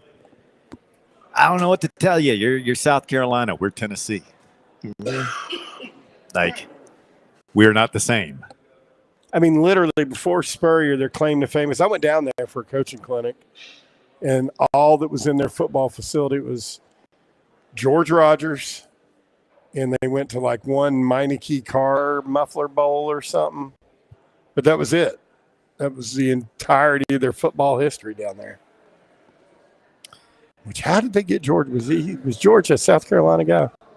That's a good question. But I think that, when Nike acquires South Carolina, they're just adding a brand. Yeah, I mean, they've got Ohio State and Alabama and Florida and Texas and LSU and UCLA. All these schools. They're not going to, it's not that big a deal to them. Adidas had to sell Tennessee. They bought us. They wanted us. They give us the money. And so part of that is, Tennessee got a huge investment from Adidas. So they have to make it look good for them. We're in a business relationship now. Tennessee's athletic department is it's just better run. Well, yeah. And, that was, Tennessee obviously put a lot of time, energy, effort into their rollout. Like, they filmed all this stuff. South Carolina to me, that's on South Carolina. It's not necessarily on Nike. Yeah. South Carolina, you brought in the swoosh. And I don't know. Yeah, you should have had your videos. You should have had your photos to go online. You should have had the prolonged rollout. Like, Tennessee did a really good job they with invested pretty decent chunk of change probably into doing all this stuff. Fans have really enjoyed it. I've seen some of the posts from the creatives for Tennessee football, et cetera, in-house, saying that this rollout, this was planned for months with what they were doing with Adidas and everything else. And I mean, very carefully choreographed. No, you can tell. They executed well. It's kind of like us when we roll out a new segment. Like we're debuting this new movies segment here in the next couple of days, Bob. And I mean, we've had, I can't even tell you how many meetings that we've had. 0. I can't even tell you how many texted how much time and energy we've put into this, and it's going to be done right. Cecil B. to Baskerville. Probably at least 20 minutes total. Prep.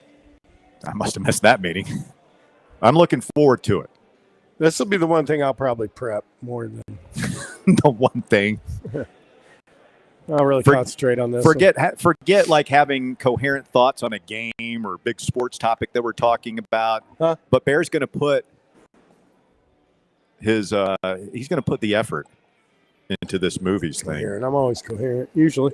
Hey, shout out to Walker. Like I said, he came up with the wrinkle that's going to make it work. I like that idea, which is rare for me to give Walker any kind of credit. No. That's mean-spirited. But it is, but, Walker, yeoman's work by you today back in the White Claw Hard Seltzer studio, sir. You are appreciated. Your contributions are significant. And we look forward to being back in there with you tomorrow. Do have a couple of special guests tomorrow. First of all, I'm really excited about this. Tim Johnson is a professor at Lipscomb University in the Mid-State. He has written a book about General Nealon's military career. This would be a great interview tomorrow. Really looking forward to that, and we'll tell you how you can get the book that I believe comes out either today or tomorrow. And then we're going to try and run down Bobby Majors, who did call the show yesterday, and we were completely unprepared. So I figure like that'd be a nice little walk down memory lane. We'll come up with some other topics, it'll be turn back the clock day on the drive. Yeah. We'll spend the whole show on the porch. Yeah, absolutely. I'm interested talking to him, and I want to know what his thoughts are and about, because we talk about these coaches all the time about the difference in how coaches dress for games now. Oh, yeah, about how his brother. His brother. I mean, he looked like he was straight out of GQ magazine. I think Josh Heupel looks great on the sideline. That's a good cue to wrap it up. Wow. So Bob drops a bomb on him.